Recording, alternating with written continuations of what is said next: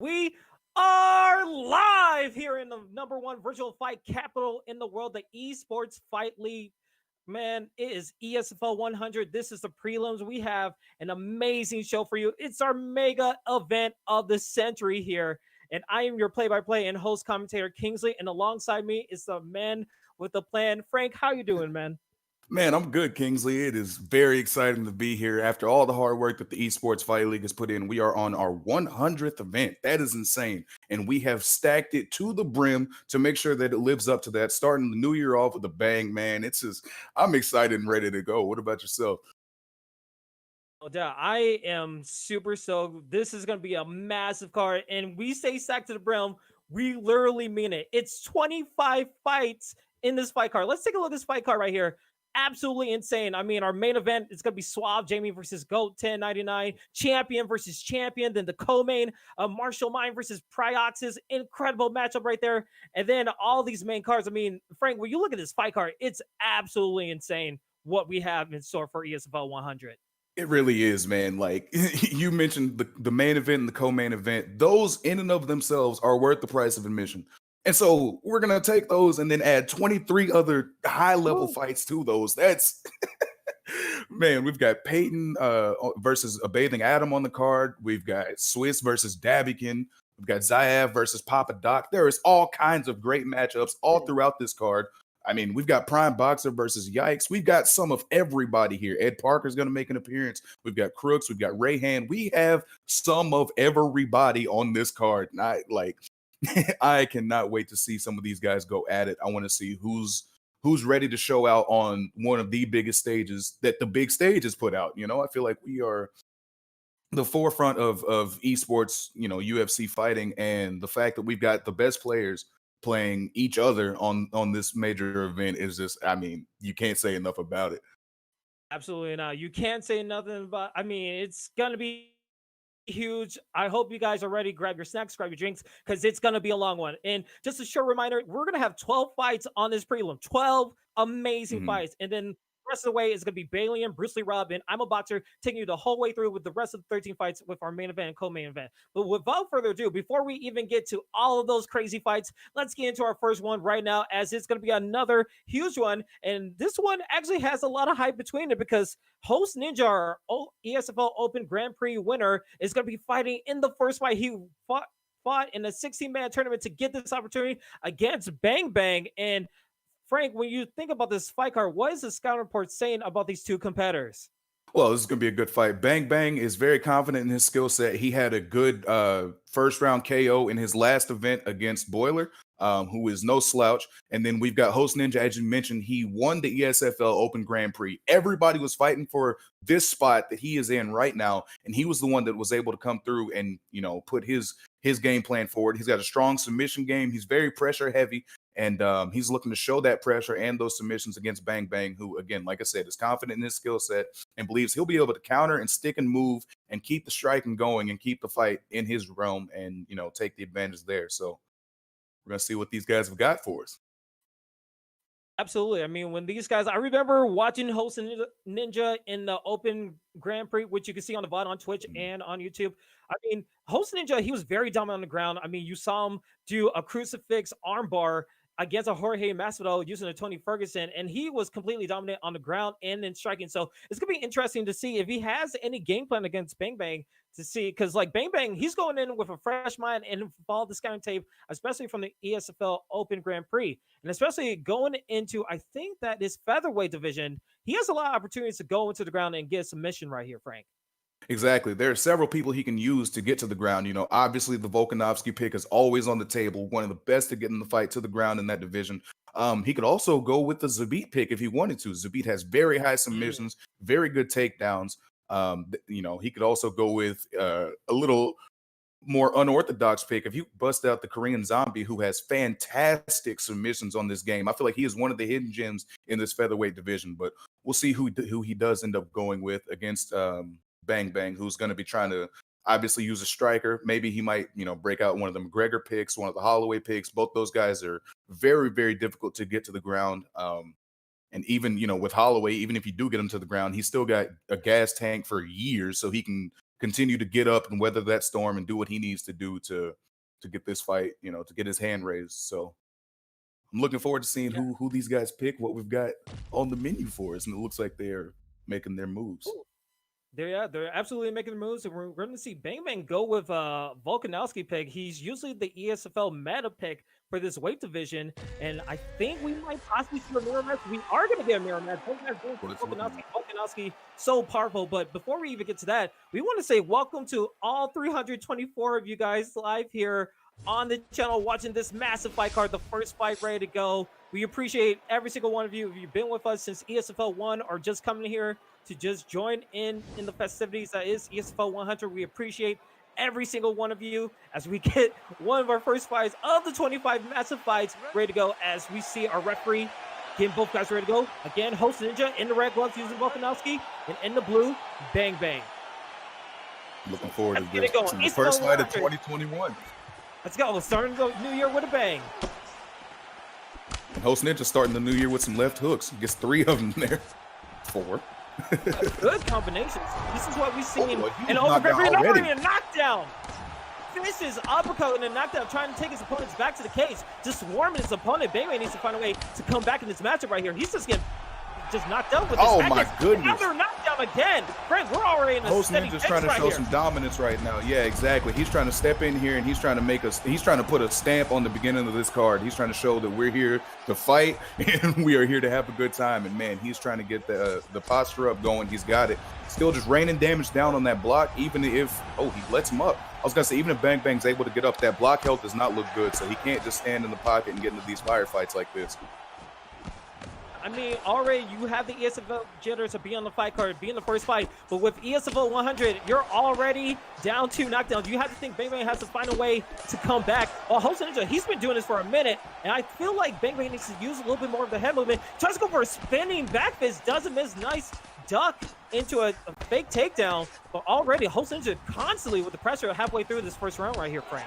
Yeah, Host Ninja's not letting him breathe. He's staying right in his space, and it seems like every time he's, throwing something, he's getting his stamina down. He's rocking several times, gets another knockdown with a huge uppercut. And you call it a 10-8 round to start ESFL 100? Yes. I think we can, because we're seeing spinning back fists. We're seeing everyone just go crazy, and Host Ninja has been taking control of this whole fight. Yeah, and we're here barely halfway through the first round, rather, and he's already scored 3 knockdowns. If you're Bang Bang, you got to just try to do something to keep that 10-8 off the cards, but I don't know if there's going to be any way that you can do that at this point, because it seems like everything he's throwing is getting blocked. Ooh, that was a good slip there. He wasn't able to capitalize on that counter, but that was very close to turning the momentum around.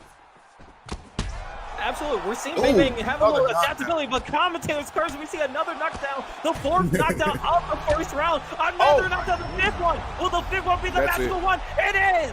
The 5th one is it. That was the first victory of ESFL 100. Host Ninja came out guns blazing. He knew exactly what he wanted to do. We were talking about his ground game, but he came out and it was the striking that took over. I mean, it was left hook after left hook after left hook. And then an uppercut was thrown in there somewhere, but he kept bringing the pressure and was knocking him down almost at will. And it just seemed like Bang Bang couldn't exactly get into the rhythm of the fight, and that was what ended up costing him at the end. So a great performance there by Host Ninja. And, after you win the ESFL Grand Prix, and then you come in and turn in a performance like that, the momentum's got to be on his side. He's got to be feeling pretty good about himself and his career, his future as a competitor here with the ESFL.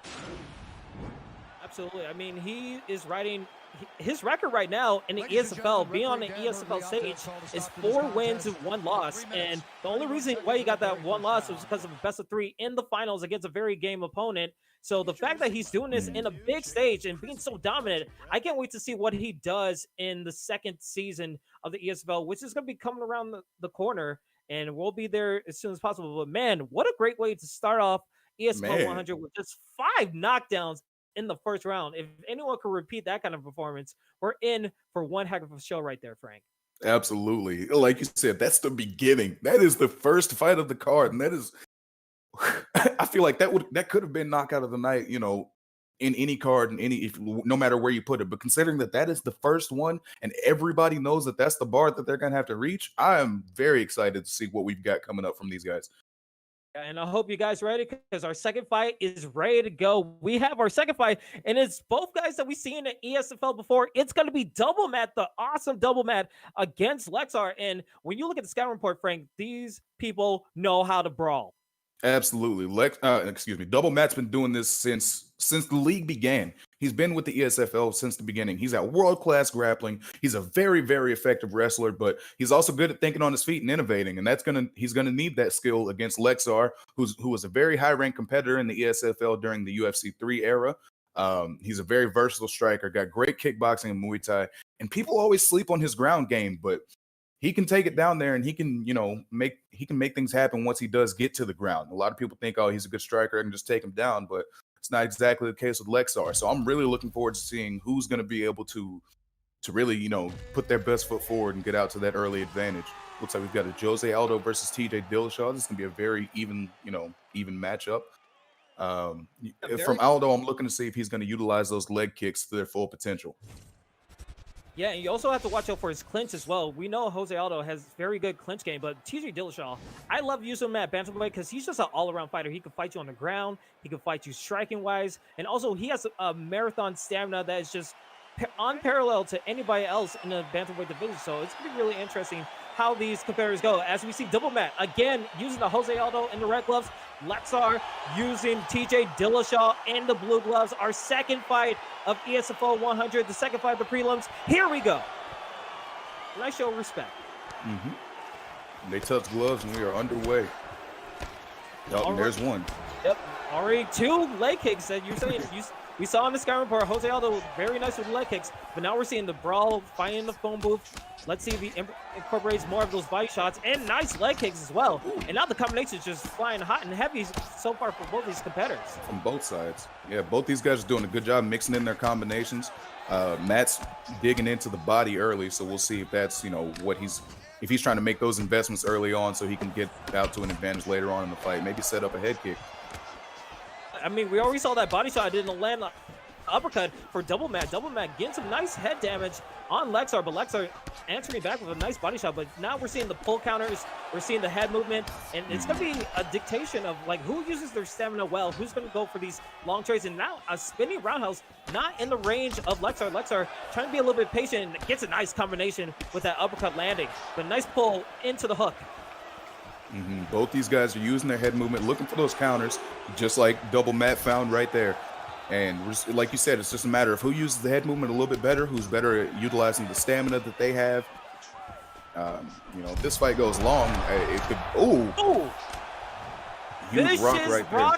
Oh, trying to go for a head kick. Again, stamina very low for Double Matt, but and that's what happens when the stamina goes down. With a knockdown. Very dangerous position there for Double Matt. Looked like he was doing very well, and then his stamina went down, and you see a strong breeze can knock you over at that point. Like that, man. Lexar's doing a great job of getting out of the way of these shots coming back, but now he's got to watch his own stamina. Both fighters using the gas tank. We saw a rock with the head kicks. Head kicks are landing. It seems like the move of the fight so far has been the sidestep into a nice little counter move. It seems like they both need to watch out for it, not getting the heavy into combinations, because one sidestep will just destroy you with the rock. Yeah, both sides are looking like they're starting to figure each other's timing out. I love that move from Double Matt to go for the ground game, to go for the takedown there. Just switch things up, give him something else to think about, and maybe put yourself, a little bit farther ahead on the scorecards. Yeah, but now we've got Dillashaw going for a corner from the bottom. Now hang on, that could. We might not need scorecards if this goes according to his play. Yeah, already a submission. I mean, Dillashaw is very dangerous on the bottom. He has submissions along with Jose Aldo. We were wondering how long it's going to take Double Matt to get into the ground game, and already not a good situation, as Double Matt probably will get out of the submission, but you can never be too careful. There's 40 seconds left. This will score in the judge's eyes for this first round. Absolutely, and it's going to give Double Matt something else to think about. He knows that he can take this fight to the ground, but if he thinks he might get submitted when he goes there, he'll be more reticent to do so, which is also something that he's going to have to watch out with his stamina. He's on the wrong side of the stamina game right now, so those submissions could be very dangerous as this fight goes forward. Yeah, and it seems like those whip leg kicks, like that one right there to end the first round. It seemed like the head kicks and the side steps have been the move of the first round. And hey, we got into our second round of ESFL 100. It's not going to be a 5-round knockdown from the first round like we saw from Host Ninja. But man, so far so good for Lexar, able to get that knockdown that you saw on the replay right there. And just a nice combination of just pull countering and just timing his opponent's movements. Yeah, definitely. Like I said, during the first round, it seems like these guys are really starting to figure out their opponent's timing, and it didn't take them long to do so. You know, that's one of the disadvantages whenever you go in and just start trying to get into a firefight. Your opponent can pick up on your tendencies, and you're kind of showing them everything that you want to do early on. So, looking to see who's going to make those adjustments and who's going to switch things up going into round 2 here. Yeah, the name of the game is adaptability when you go into the second and third rounds. As we're starting up the second round right here, a nice hook from Double Mat, but Double Mat needs to watch out for the stamina. He needs to watch out for the counter ability of Lexar, because Lexar is able to punish. But right now, just finding the phone booth, a nice body uppercut from Lexar, just taking their time. And now we're finally seeing, again, those leg kicks coming out. Just 4 leg kicks for Double Mat right there. Oh, but the whip! Oh my goodness. God! Beautiful pull. What a knockdown to a pull. Excuse me, that was... Whew. Lexar. Yeah, Double Mat's in a little bit of trouble right now. Absolutely, but able to get up. Lexar able to do a nice pull into a hook, and that just depleted Double Mat into the canvas. Able to get up, but how much head health is he going to be able to use? He can't afford to trade. He's going for these spinning roundhouses, and it's just not in range. Lexar being the more patient fighter. Yeah, it looks like he's trying to time him coming in, but either Lexar is aware of that, or he's just, you know, like you said, being patient, and those kicks just aren't landing, and they're taking a huge toll on that stamina. So Double Mat's got to be very careful with those. Yeah, but as we say that, the head kick finally lands into an up kick. Double Mat has some life in the second round. Tries to go for a spinning roundhouse, doesn't land, and gets hit to the body. That stamina's going to go low, but Double Mat still has some life with that vicious knockdown. Yeah, he did. I thought that Lexar was going to be able to get out of the way with that whenever he did the pull, but just was still barely in range and got caught with that head kick. Now he's looking to get another knockdown so he can even up the score in this round. And now the trades are going into Double Mat's favor. He's able to get those nice 1-2 into the hook, but again, those body shots are just landing, and the body health will go low. But if you're a fighter in this situation, you have to think both fighters have to be scared of what that opponent's going to do, because like any hit could be a home run hit. Absolutely, because both these guys, I mean, the longer this fight goes, the less stamina they have, the less head health, less block they have, and more shots are going to start hitting like that. Double Mat with a vicious uppercut and a flying knee to get the victory. What a comeback from that first round. Able to put it together, predict the ability to get the victory. My goodness, what a knockout. Oh my goodness. Like you said, he was facing adversity. Things were starting to look like they were, you know, heading in Lexar's favor. He was pulling things around he was pulling things back in his favor in the second round. He was able to land some good combinations. He got that huge flying knee that set up the rock, and then he was able to get the uppercut that he had set up by throwing those head kicks. You know, Lexar was looking to duck whenever he was coming with his offense. He knew that the duck was coming. He threw the uppercut, and I mean, that was it. That's all she wrote. Ducked right into it, and that was beautiful placement there. Beautiful timing. That's a nice knockout. Absolutely, a very nice knockout. We got 2 straight knockouts, but man, with Double Mat, it seemed like in the start of that second round, going to like the halfway mark of it, it seemed like Double Mat was able to time Lexar's like movements a little bit, and then that one led into the flying knee, and then when it was a 50-50 game because he hit the 1-2, now Lexar had to make a decision whether to like go for a pull or maybe expecting the head kick to come out or go for a duck, and then when he chose wrong to go for the duck, he got landed with an uppercut, and that was all that she rolled. But man, what a knockout. What a fight. I mean, both guys had their moment. That was fun. Yeah, absolutely. And we're going to have a lot more fun as we're just going through these fights like butter right now, because we're in our third fight, and our third fight is looking to be a really nice one. I'm very interested in this one. It's going to be ICB, Shells 2K, ICB, and In Cold Blood versus Lepo. And when you look at the scout report, these guys kind of were in the same fight camp, but very different in styles.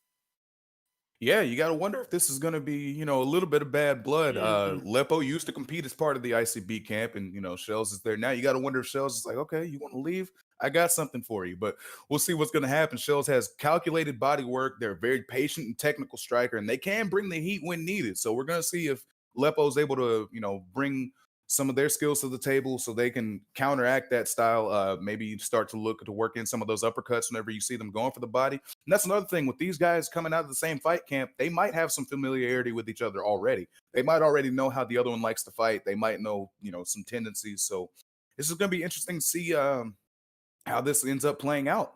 Yeah, absolutely. And especially in a weight division that we usually don't see, light heavyweight. I mean, we may see it once in a blue moon, but it has vastly changed from the earlier start from UFC 4. So with these guys, I don't know what exactly is the meta pick right now, but when you think about it, a Saki pick, are we going to get Saki versus Saki mirror match right here, Frank? I don't know. You said who's going to be the meta pick, and the first thing I thought was it's probably not Saki. So it's very interesting to see Lepo lock in with that.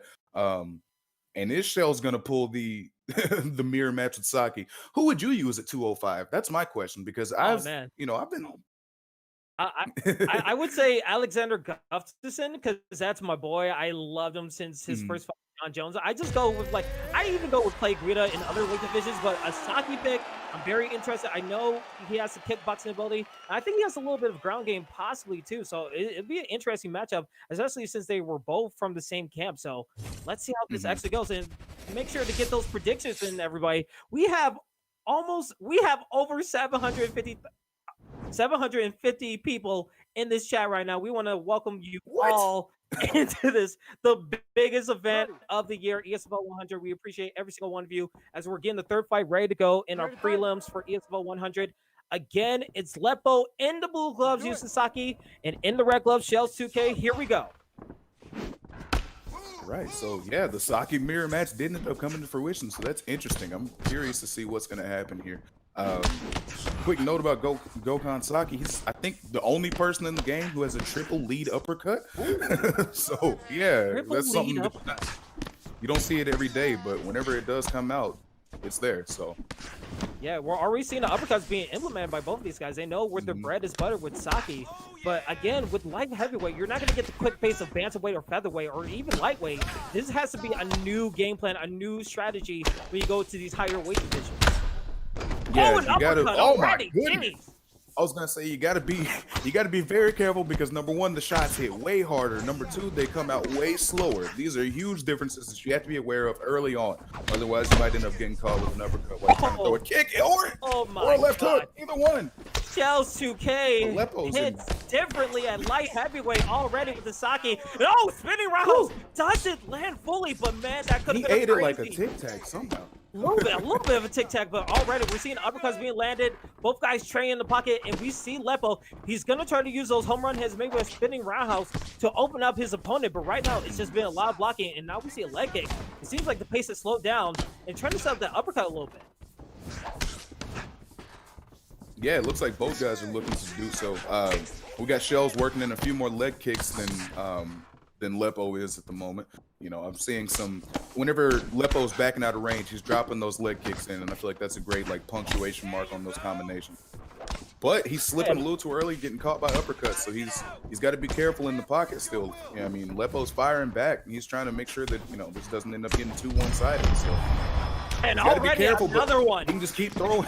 He can keep throwing. Are we going to see the triple lead uppercut? Because he has the advantage. The blockage is so low for Lepo. Lepo gets the slip straight into the face of Saki. Tries to go for a head kick. Doesn't land. Loses a lot of stamina. And Shelsuke needs to find a way to answer back. He's been good so far this first round, but he let it answer back from Lepo. And now the head kick just whipping, just missing.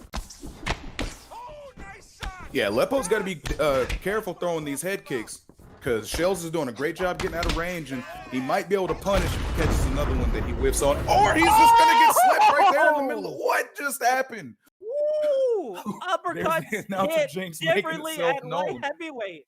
Oh my goodness. I see that. They hit like trucks. It seemed like everything was well in hand. He was doing fine, and then bam, one uppercut, and then that's it. When you stay in place and you go for the uppercut, it just hits differently with the not even the lead uppercut either. Lepo pulling out the victory in the third fight of the prelims. My goodness, against his former camp partner in ICB. What an incredible victory right there.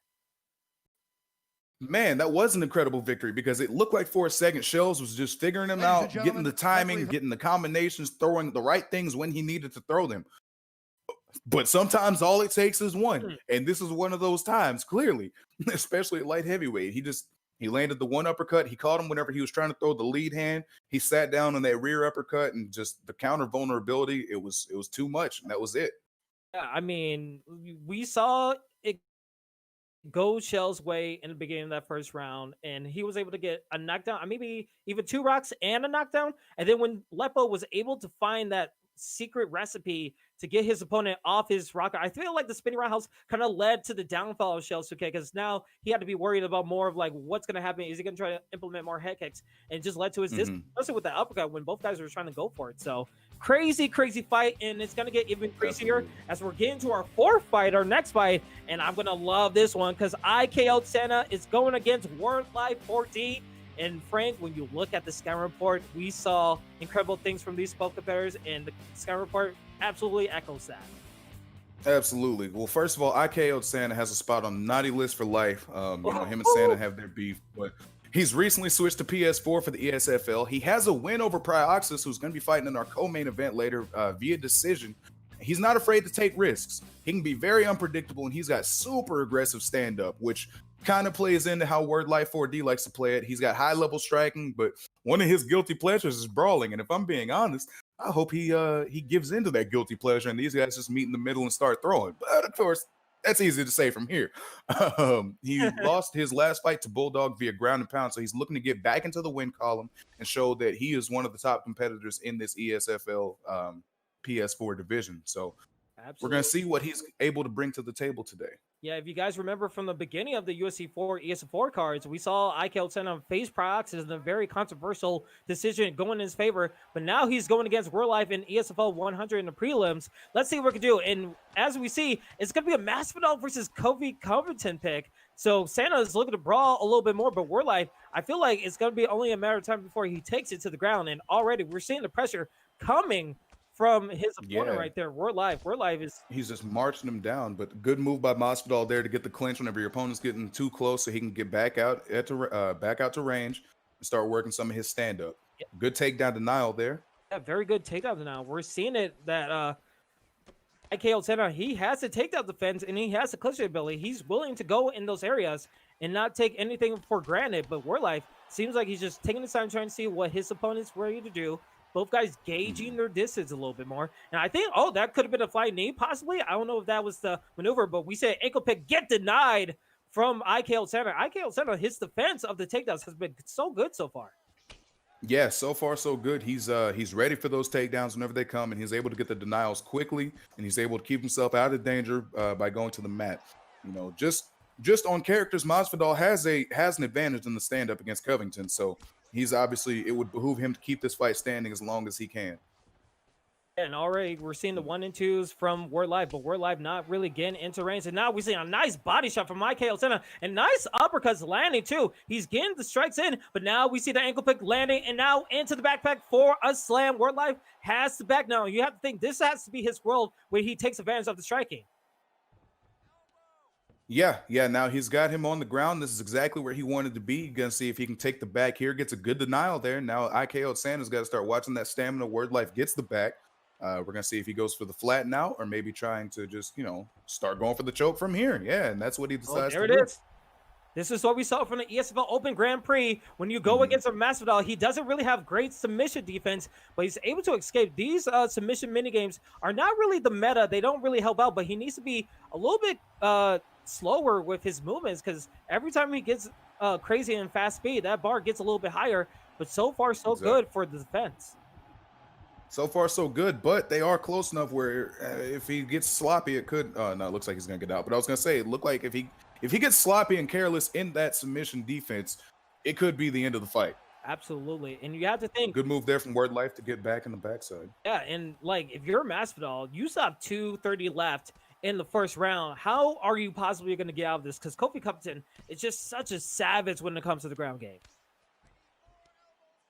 Yeah, I mean, that top pressure is suffocating. You got to try to look for, maybe a sweep like he went for there, but he wasn't able to get that one. But you got to look for a sweep. You got to try to find some way to get yourself back to the feet without using too much stamina. You don't want to use one of these huge motions, especially if that gets denied That's just going to leave him in a worse spot with his stamina. But I was going to say, if he goes for the up transition here to get up against the cage, that's a quick transition that doesn't use as much stamina. And now he's back on the feet. He should look to possibly get out of this clinch here, but maybe he's just looking to do some damage up against And the he's fence. taking blows to the body. He's losing a lot of body health, but able to get out of it. And now we're just going back into the brawl, and we see both guys trying to use their hooks. Oh, a spinning back fist doesn't land into a nice duck from Word Life. Able to get some nice counters, but a nice spinning kick. Oh, but a front kick answering back. Word Life able to get some answers into the strike and a nice lead hook. And now we're just going through combinations.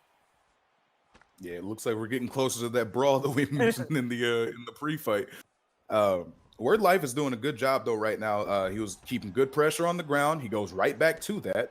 And I was going to say he's staying in his opponent's face. He's not giving Santa any chance to breathe. He's making sure that he stays on top of him, both, figuratively and literally in this case. He's going for the stack guard here to look to do more damage.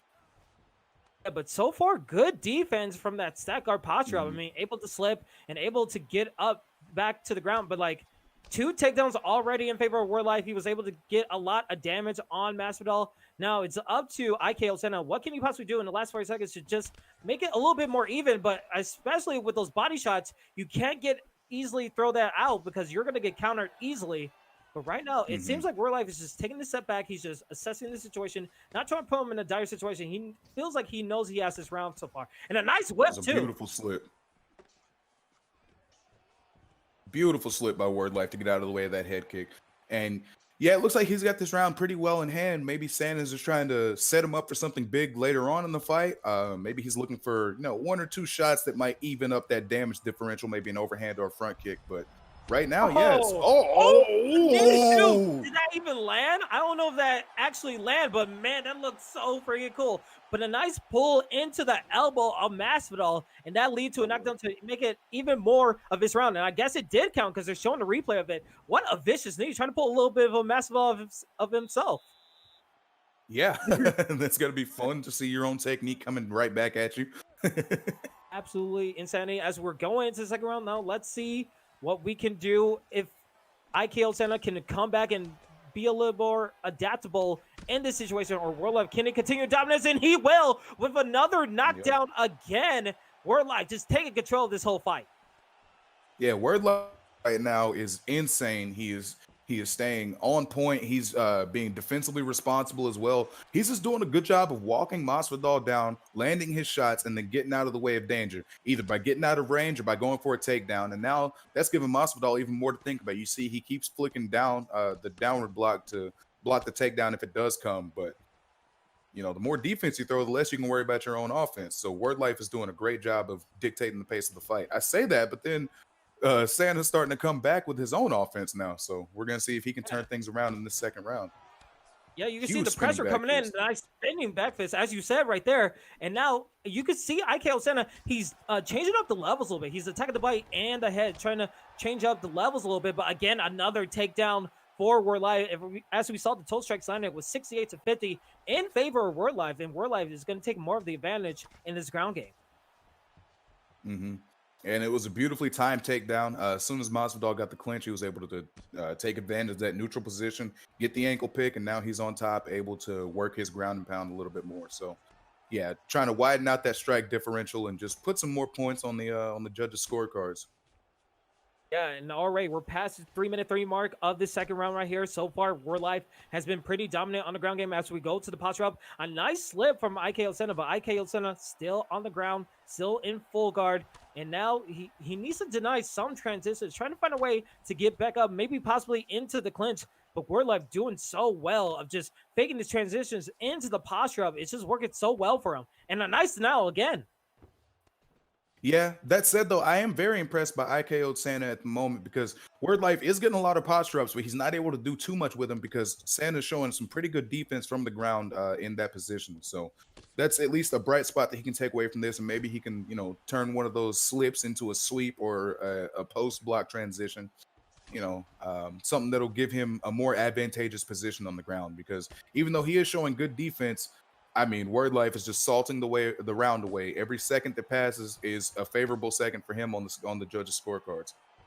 Absolutely. And you just said it right there. The judges' scorecards. It doesn't matter how much well you're doing on defense. If you're on the ground and your opponent has top control, it's just going to go all into his favor. So the fact that he's Mhm. doing good defensively, getting away from these ground and pounds, it's just you need to have some offense to incorporate with this stellar defense that you're having so far. I mean, he's in this sprawl position. He could possibly go back up to a clinch, but again, the timing of War Life, the denials have been so on par right now. It's been actually a clinic for him in the ground game. But again, another And there's denial. one as you speak. Does a great job to get into the the backside position after getting that denial. Now he's going for the bulldog Oh, choke. wow. Getting the Bulldog choke.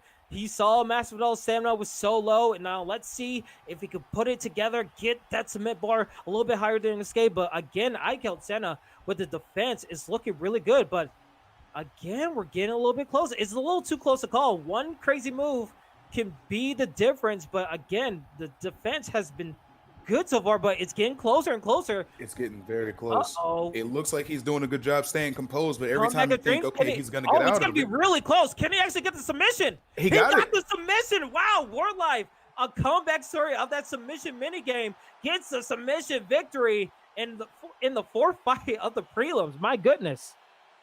That was a beautiful performance by Word Life there. I mean, from the opening bell, he came out, he was in Masvidal's face, he was landing the jabs, he was landing combinations, and it seemed like every time they were settling into a rhythm on the feet, he was able to take it to the ground and just assert a little bit of dominance there. Every time he got on the ground, he was able to keep position for a while. He was able to wear out on some of Masvidal's stamina, and he was able to turn that into that submission victory that we saw right there via Bulldog choke. So that was a good job there by Word Life. Yeah, absolutely. I mean, what a great job. I mean, it was pretty much dominance, as you said, from the ground game. And to Ike Senna's credit, he was able to deny those takedowns in the early on. I think he denied three or Mhm. four, possibly. But then just the constant pressure, then worrying about Covington's striking power just made the difference where he had to focus about, okay, is he going to clinch me? Is he going to go for the ankle pick? Or is he going to try to strike me and take me down or maybe knock me down again? There was a lot of maneuvers. I mean, we saw in that first round, he was able to get a pull counter into an elbow to a flying knee. And Mhm. I feel like that changed the tone of the fight a little bit for where I feel like he had a Right. lot of confidence going into that fight. Absolutely. Once he did land that knee and caught that knockdown, you kind of started to feel like, okay, maybe he's starting to feel himself a little bit. And also, every knockdown ends up taking away quite a bit of stamina from the guy who gets knocked down. So you got to wonder if that's what started leading into that submission victory for Word Life. Either way, very well done. Very well done. Great fight for both guys. Absolutely. And we are going to keep the train rolling as our next fight is ready to go here in the prelims. We still have a lot more fights for you guys, 12 fights in total in the prelims. And this next one is going to be a little bit of a doozy as KIA Humble is going against Judo Demon. And when you look at the scouting report for these guys, Frank, it looks like we're going to have a Conor McGregor brawl right here. Oh boy, this is going to be a lot of fun. Judo Demon, last I checked, I don't know if it's still current, but is #1 on the online world championship leaderboards. You don't just do that, it's not just something that you accidentally do. So this guy has clearly got some skills.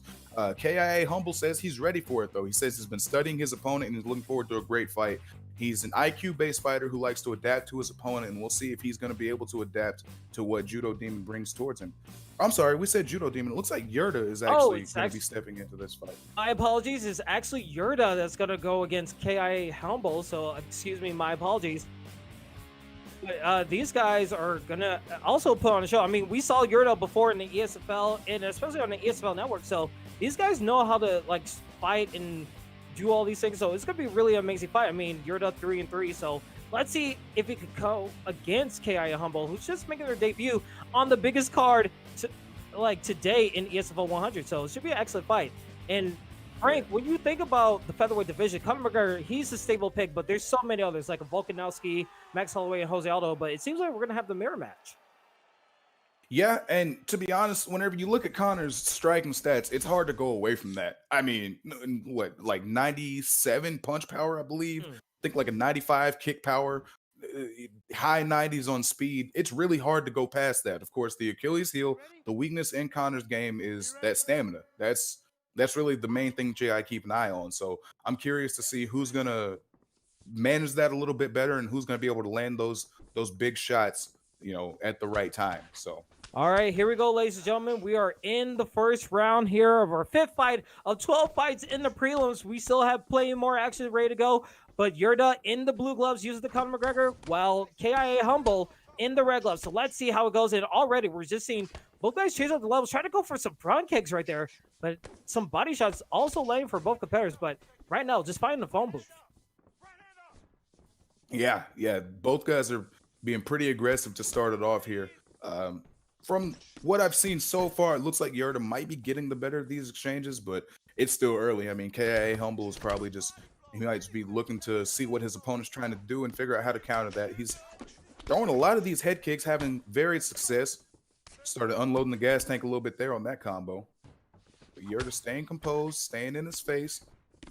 You want to see that composure. You saw the other previous fights from the prelims. You are ready to go in this fight. You kind of want to take your time, not really blow out your gas tank or have the jitters consume you where you just go 100 miles per hour. You want to pace yourself in this fight. Try to win the first round in the right way. And already we're seeing Yurda able to get some combinations going, but a nice answer from KIA Humble.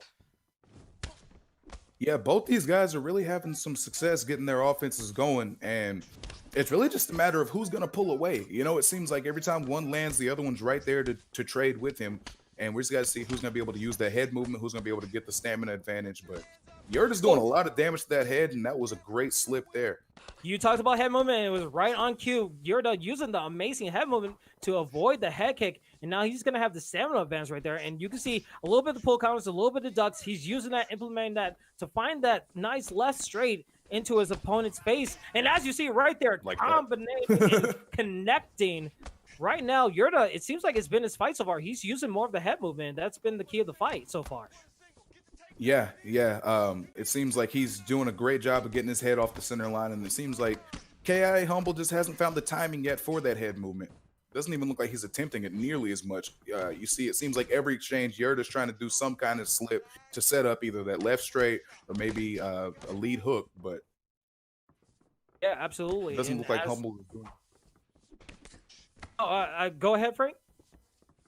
No, I was just saying it doesn't look like Humble is doing the same. It looks like Yurda's getting the better of the head movement right now. Yeah, absolutely. He has a better understanding of it, it seems. Oh, absolutely. As we're going closer and closer to the 30-second mark of this first round right so far, it seems like Yurda has been getting the benefit of those pull counters and a nice rock to capitalize on this first round, being very dominant with his striking, and KI Humble on a little bit of the back foot. If he could just avoid more damage going towards the end of the first round right here, he might be a good standing. But again, so close again, knocked down again. But man, Yurda coming to play, being a replacement. Yeah, Yurda showed up to fight. He's ready. He's bringing it today. So we're gonna see if Humble is able to make those adjustments so that he can catch Yurda himself, or if this is going to be more of the same. Because right now, Yurda seems like he's got his foot on the gas and he's trying to continue to accelerate.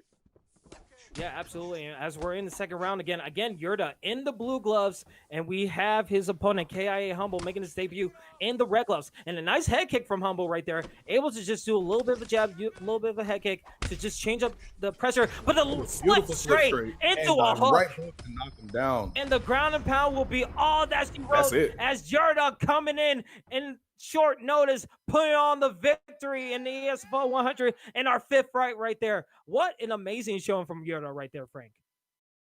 If you're Yurda, you got to feel pretty good about that. You got called probably this morning to come take this fight, and then you step in and you really just dominate from pillar to post, honestly.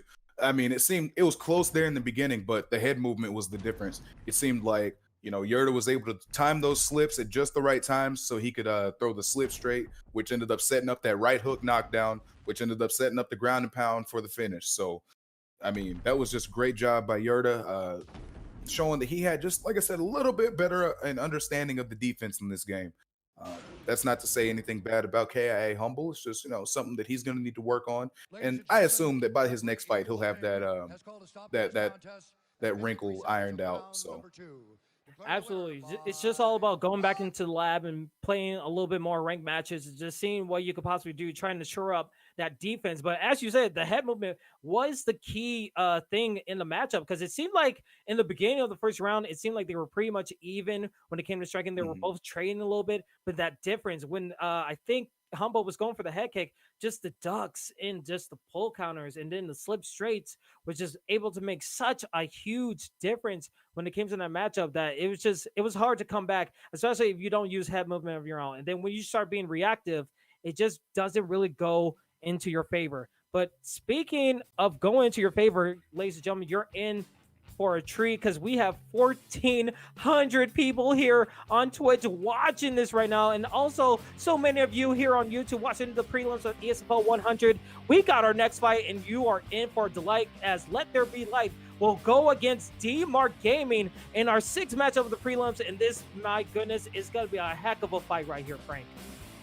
Absolutely. We've got D-Mark out of the Vegas MMA camp. He's known to be a grappling phenom. I mean, this guy is one of the premier grapplers, I would say, in the ESFL, and that's difficult. That's a difficult title to hand out, because everybody here is so accomplished in all facets of the game. But D-Mark is one of the best grapplers. He's a UFC game changer. He's known as a virtual BJJ black belt, so he's very confident in his ground game. Let There Be Light's a Twitch streamer, and his grappling game with his calf is respected by all the top players. So we'll see whose grappling can take that advantage, or if Let There Be Light maybe wants to stay on the feet and see what happens. I'm looking forward to it, man. Yeah, an interesting thing, I think we saw D-Mark Gaming going with Tony Ferguson, but then Let There Be Light going very creative and saying, I'm going to use a creative fighter, and I think he went with the jiu-jitsu. I don't know what the other variant type he used, but my goodness, already D-Mark in the first round going for submission, going for a leg lock. My goodness, and it's just going to be an escape, but D-Mark already shooting for the hip and going for submissions. Yeah, that's an interesting way to start the fight. He's like, okay, you got a jiu-jitsu archetype. We'll see whose ground game is better. Let's start it off with the submission attempt. And now he goes for the takedown and gets it. Yeah, and you have to wonder, Let There Be Light, he had to look at the scouting tape. I mean, if he saw D-Mark Gaming, he knows he streams on Twitch as well as him. But again, a nice reversal for Let There Be Light. He is no slouch of the ground game as well. And I think we might see a ground warfare type of fight right here, Frank. Yeah, I'm very interested to see how it plays out. You know, we don't see as many of those, but right now we've got Let There Be Light on top in the side saddle. It's a very dangerous position, because I was going to say the armbar from here is much quicker than it is in a lot of positions. And now we got to see if D-Mark can get himself out of here. Yeah, he's in the submission attempt. He put Let There Be Light in one. Now he's getting the reverse treatment. And, it seems like it's going to be a little bit closer than we expected. This might actually be a little bit of trouble for D-Mark. D-Mark is having the escape. He's having some nice defense, but it's a little bit too close to call. D-Mark Gaming needs to find a way to get out of this. It might actually be a submission. Will Let There Be Light? Oh my goodness. Wow. D-Mark Gaming loses to Let There Be Light with a creative fighter. I think that's our first ever creative fighter ESFL win here in the whole ESFL history. I don't know if the guys can correct me in the back, but Let There Be Light showing out for the creative fighters right there. Wow. And what blew me away about that is it didn't seem like D-Mark was doing a bad job defending. Yeah. That it's just that bar seemed to be rising so fast, you know? I mean, he was doing everything that he could to get out of that arm bar, but it was not enough. I mean, that side saddle arm bar is dangerous, to say the least. Yeah, absolutely. It was very, very dangerous, and I think there's been like some patches or updates that let it be what it is, where sometimes you have the best defense in the world, but that when that submission, if someone has like remotely even like good submission offense and just able to just time it perfectly or know what you're thinking, it just becomes an impossible mission for the defender, because like that armbar is usually going to get stitched in. But man, what an interesting move. I mean, we saw D-Mark go for the first submission, and then just the reversal of fade into a 180 where he got submitted. I mean, crazy event for a 6 fight. Yeah, I mean, that fight took 2.5 minutes, and I feel like so much of everything happened in it. You know, you start off in the Nimanari roll to get some grappling work in there, but yeah, that was just very, very well executed by Let There Be Light to get that submission and get it done quickly. So hats off. Yeah, we were just going by quickly of this prelims right here. We still have 6 more fights ready to go. We're in the halfway mark. And our next fight, Frank, oh my goodness, this is going to be an incredible matchup. We have Rennie XO versus OG Bulldog in our next matchup. And man, when I think about this matchup, I feel like we're going to see some amazing gameplay. Oh yeah, I feel like this one's going to be a lot of fun. OG Bulldog's last fight was a barn burner against AK Bugsy, in which he was able to stop the constant grappling onslaught and was able to get that beautiful knockout. He's got a balanced style. He can do some of everything. He's got good pressure striking. He's got heavy top control. But facing Rennie, who is a very, very good player, specifically on the ground, she loves that guillotine, and you can almost bet she's going to look for it at some point. She's a counter striker, very patient, very dangerous submission game. So we're going to see who's going to be able to execute their game plan better. Yeah, it's a classic tale of a patient counter striker against a pressuring striker who loves to grapple. So it'd be interesting, especially with the Gilbert Burns. They're both suited for these characters, as we're going to get our 7th fight ready to go of ESFL 100. Still in the prelims, live on Twitch and on YouTube. Again, I am your commentator, Kingsley. Alongside me is the color analyst, Frank, a.k.a. F the Manhunter. And as we see, Bulldog in the red gloves, Rennie in the blue. And already we're just seeing a sweep. But a nice, I think that got denied from the late lock right there. But so far, so good. And now we've already got Bulldog on top in the crucifix. Rennie's able to get back to the side saddle. But as we just saw, this is nowhere to rest. Yeah, and we almost saw that crucifix being implemented from, I want to say Bulldog in the red gloves. It's hard to keep up when there's mirror matches. Exactly. Rennie in the blue gloves, Bulldog in the red. But we saw Bulldog try to go for that crucifix, but we know Rennie has some good ground defense, and it'll be interested if able to get maybe go to a backside possibly, but the grapple advantage is in Bulldog's favor. Yeah, and he's just looking to milk it, honestly. He's just knocking that block down, getting some of this head health knocked off, and after a little bit, you got to wonder, because he's gonna go for the submission at some point, right? You almost just know it's coming. He's just trying to wait on his opportunity and see when it comes. So he's being patient here and just landing these shots. He's not in any danger, so why not just hang out here for a minute? Yeah, and I'm already getting excited of how long they've been in the side saddle. Usually when I'm in side saddle, I'm usually like, okay, I'm freaking out. I need to get out of this. ASAP. There it is. Oh, but here we go. A submission attempt right here from Bulldog. Bulldog's trying to go for a submission right here, trying to make quick work of Rennie, but Rennie has some good submission defense. But right now, it seems like Bulldog has been able to just answer every movement of Rennie, and it's looking like it's closer and closer to a submission victory for Bulldog. Bulldog is getting closer and closer to the victory of the submission. It looks like he's going to get it. Oh, it might be a quick, easy night for Bulldog. Gets it, and Bulldog gets a submission victory. What a nice ground offensively in that side settle to get that victory right there, Frank.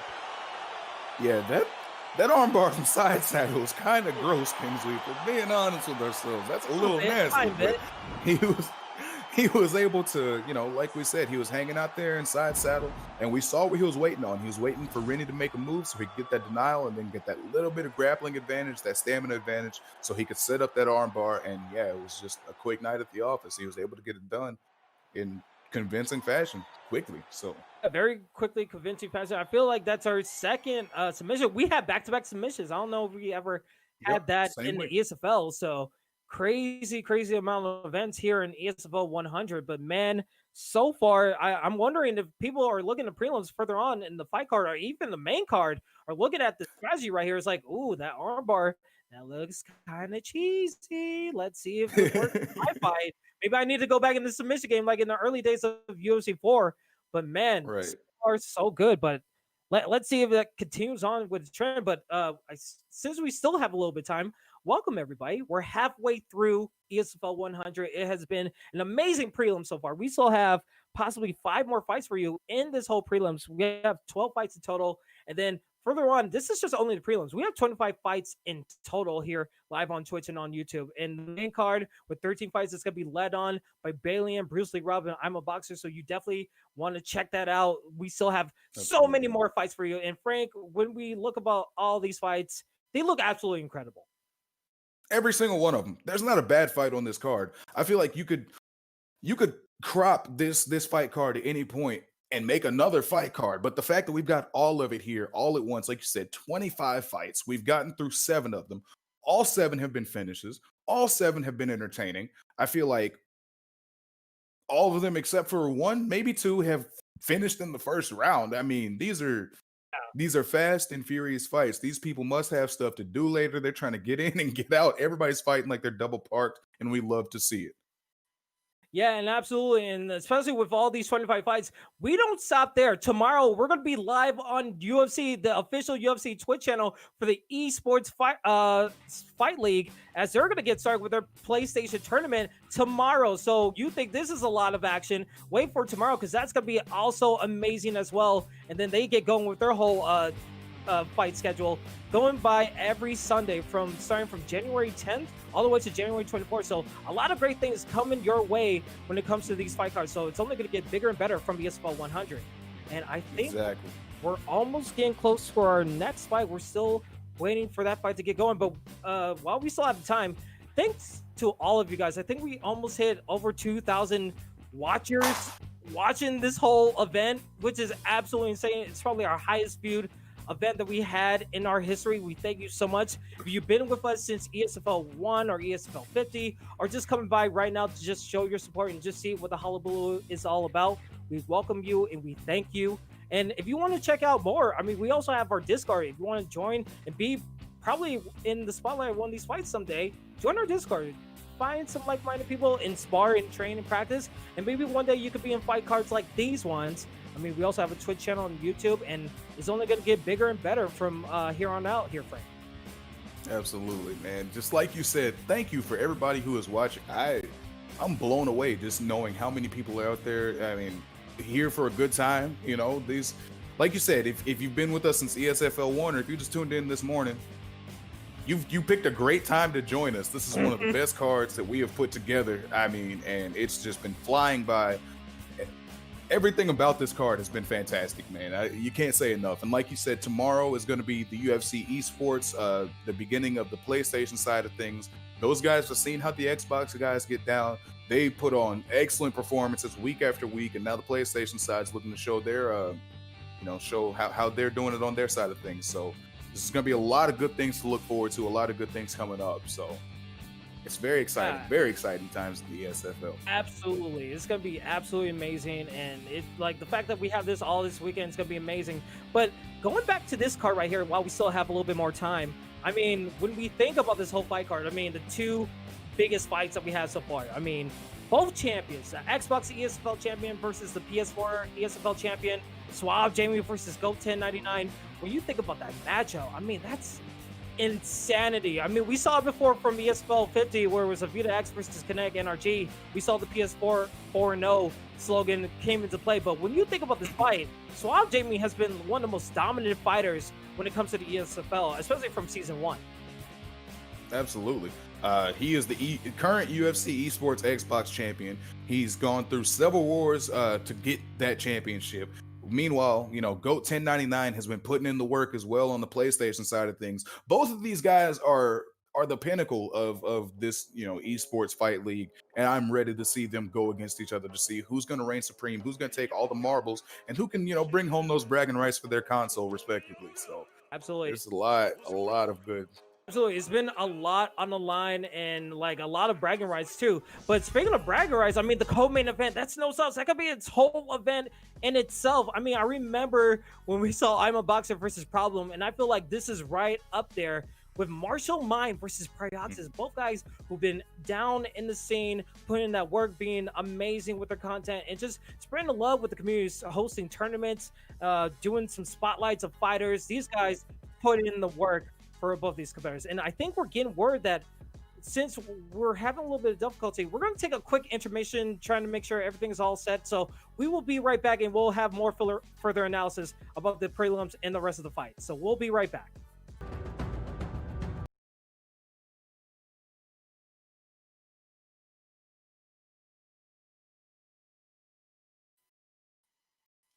All right, ladies and gentlemen, we are back.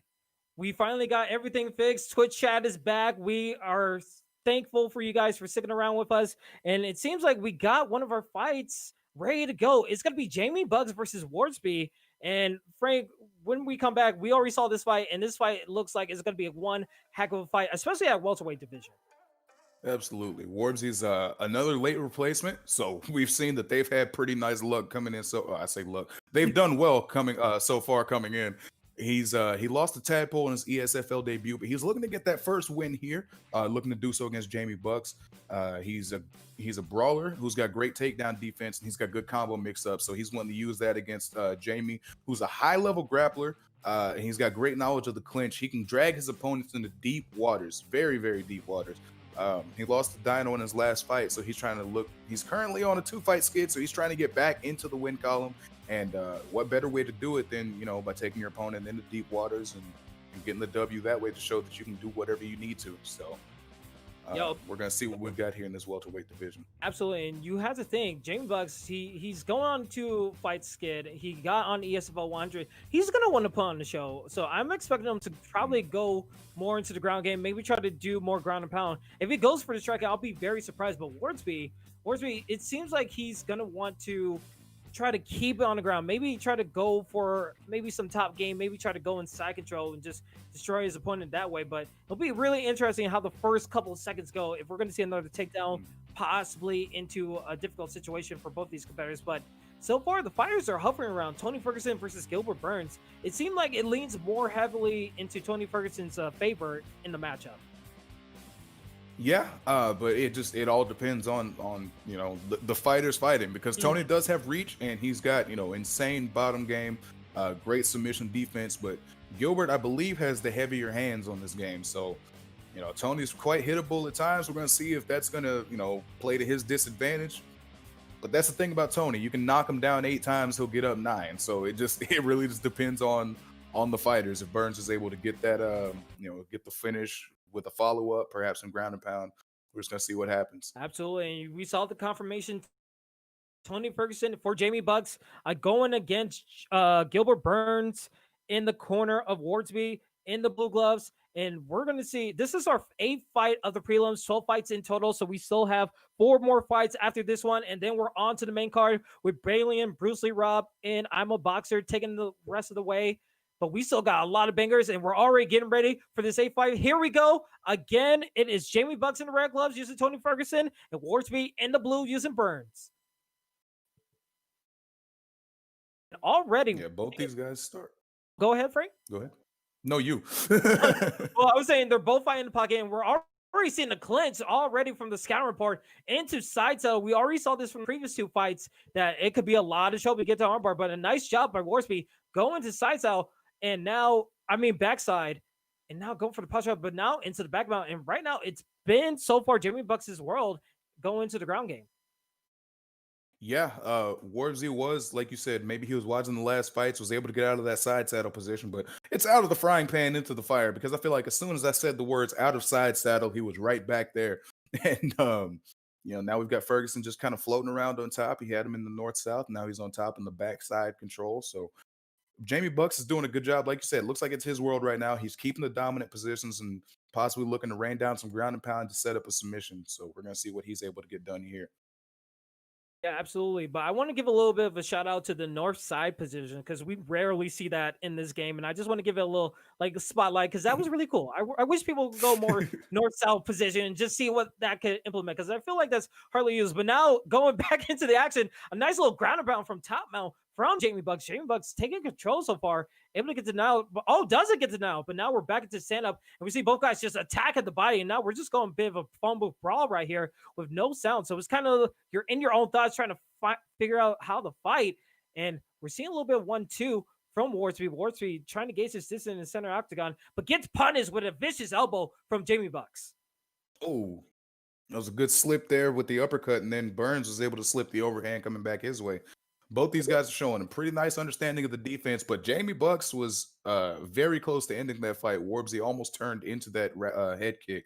Yeah, and we see a denial from the judo throw right there from Jamie Bucks, and Jamie Bucks going for a takedown of itself and gets it into full guard control.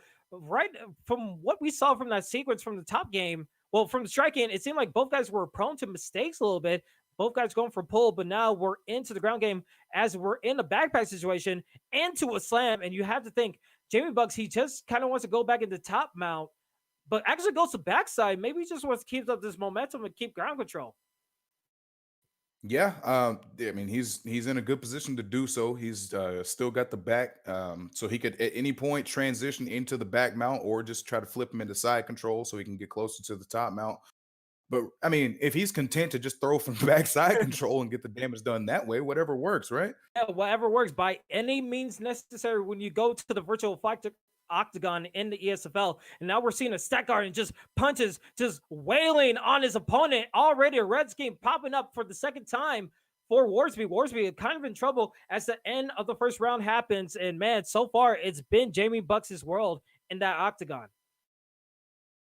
Yeah, Jamie Bucks has done a great job in every position on the ground that it's gone to. It seems like he's able to just find his way to the top position and do the work that he needs to do to get some of that damage done. Now we've got sound. Oh, hey, it's a miracle. There we go.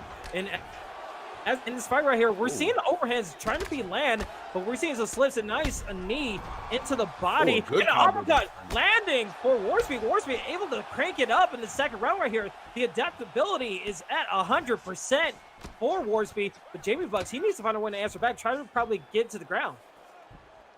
Yeah, I really liked that combo by Warbsy. He was able to change up the levels, the techniques, and the timing on him. You know, it seemed like he was slowing down just a little bit. You know, you would expect the elbow to come a little bit quicker, but he slowed it down just a second, so he was able to get away from any defense that was going to be brought up. This is a lot of fun in this fight so far. Yeah, and as the fun was happening, we saw Jamie Bucks go for the takedown because he saw the total strikes landed. It was 36-36 in favor to nobody. So you have to think Jamie wanted to keep it to the ground to get a little bit of that advantage back. And now we're already seeing the red screen. This is not where Warsby wants to be. He was having so much success going into the striking at the start of the second round right here. But now Jamie Bucks, this is his world right here. And Warsby needs to find a way to get out of there. Yeah, if you're Jamie Bucks, this is exactly what you want. You know, I mean, you're in the side control, so at any point, well, I say that. I was gonna say at any point he was gonna be able to go for that side saddle, but no, Warbsy's like, let's go ahead and let me get this top position here. So now he's on top in the backside control, see what he can do with it. Now, question for you, Frank. You saw Warsby get the. Oh, I was gonna say, was it a better decision to stay on the ground or go for the stand up? And we just saw him go for the stand up. So here we go, back in the striking, and now we're seeing a slip straight coming out of the way from Jamie Bucks, but a whiff head kick coming out of the way from Warsby. Warsby trying to find a home run hit, getting a nice 1-2 in the face of Jamie Bucks. Jamie Bucks doesn't like it, but gets a rock of himself. Jamie Bucks putting on the pressure, trying to go for the 1 and 2, but attacks the leg. I wonder if he won a head kick right there, and now he's getting some strikes of his own. I don't know, but I know one thing. Warsby did not like that exchange coming back his way. So now he's just trying to see if he can get his own offense going, set up another one of those combos and get another knockdown on Jamie Bucks. But right now, Jamie's fighting a very smart fight. Now we're just in a home run derby because we've seen both guys trying to slug their way into another rock with closer to the 1 minute mark of the second round right here. Both guys are in territory of having their heads blinking red for the head health, and they both have the stamina to use it in a nice body combination for Warsby. But Warsby trying to trail a little. You see both guys going for hooks, trying to think in the same wavelength, but the block gauge is low. Oh my God! Head kick! Jamie Bucks out of nowhere gets the vicious head kick. My just goodness, just like that. Wait, just all right. Hang on, I need to process. Give me a second. So, the replay is going to help me figure it out. Yeah, it just seemed like, you know, they were standing there in the phone booth, just trading back and forth. And then Jamie took a step back and was like, all right. And he timed that head kick perfectly. I mean, Warbsy was going for that right hand, and the foot just came right above the arm, caught him right on the chin, and that was it. Flush knockout right there. I will say, I feel so bad for Warsby because, like, I've been in those situations in my rig matches where I think, yeah, I have the range. I'm going to just go for a jab, and there's no way he's going to try to hit me with a head kick. And then for some reason, that head kick lands, and I use that setup for, like, maybe a 1-2 combination, and I just get instantly knocked out. So I feel so bad. But, man, Jamie Bucks, it seemed like he was on the down path in that second round, but able to come back and just win it on the striking. It seemed like the ground game was his benefit, but the way he won it striking, very good result for him in that A fight right there. Absolutely. Momentum is finicky. Like we just that's one thing that's a constant, especially in a game like this, in a sport like this, fighting. Everything can change with one punch or one kick. And we see it happen all the time. And it's insane to see that reflected here in this game. That was just, I mean, like you said, Jamie Bucks seemed like he was doing everything right in the first round. The momentum was going back the other way, and then Absolutely. And as you were talking about this fight, let's go into our next fight, because it seems like we're already going to get this thing going as we see Buck Flair going with a creative fighter going against Hasboys. And when you look at the scout report for both these competitors, it's a really good matchup, especially if a creative fighter being used. And he's using Rey Mysterio. I just saw the name. Oh my goodness. Yeah. WWE fan of me is just freaking out right now. So I love this matchup right here. yeah, this is going to be great. If only, there was a way he could jump off the top of the cage, Oh right? my God. Give me Both a these guys have 619 great for the wrestling cage and I'll they're looking to lose use it. it. Oh my God. You can see, we saw the picks right there of Robert Whitaker for Hasboys versus a Rey Mysterio wrestler Dominator. He's more of a luchador, but I guess Dominator works for him. But very interested to see what happens in this matchup. Let's see. I'm assuming it's going to go to the ground, but if it stays striking, you have to think it leans more in Whitaker's favor in this fight. Absolutely. Whitaker can do everything in this game, but yeah, the longer this fight stays standing, the better it looks for him. Although, between you and me, Kingsley, if I was making a Rey Mysterio cast, I feel like Acrobat's the only way to go. Right? Like, if you're going to go all the way with Rey Mysterio, get the mask and tights, you have to go with with Acrobat, because that's the only way. Do some crazy flips. Do all the crazy stuff. But already, we're seeing a nice kick from the blue corner. Rey Mysterio, Buck Flair in the blue gloves use the creative fighter. Hasboys in the red gloves use the Whitaker. This is our night fight of the prelims. And right now, we're seeing a little bit of a slower pace. But Whitaker in the clinch. Hasboys trying to take his opponents back to the cage. I think it's going to be a matter of time before one of these guys go for a takedown. We already saw it, but not in range for Buck Flair. Yeah, you got to think, it looks like Haswood just hit to that takedown attempt. He knows it's going to be coming back his way. And vicious judo throw too. It seemed like he was ready to defend it, but yeah, that judo throw was just, it came at a great time. He did a good job of throwing to the head to make him think about something else before he threw that takedown. And already in the crucifix, and all of the stamina is so low for Rey Mysterio. God, Buck Flair.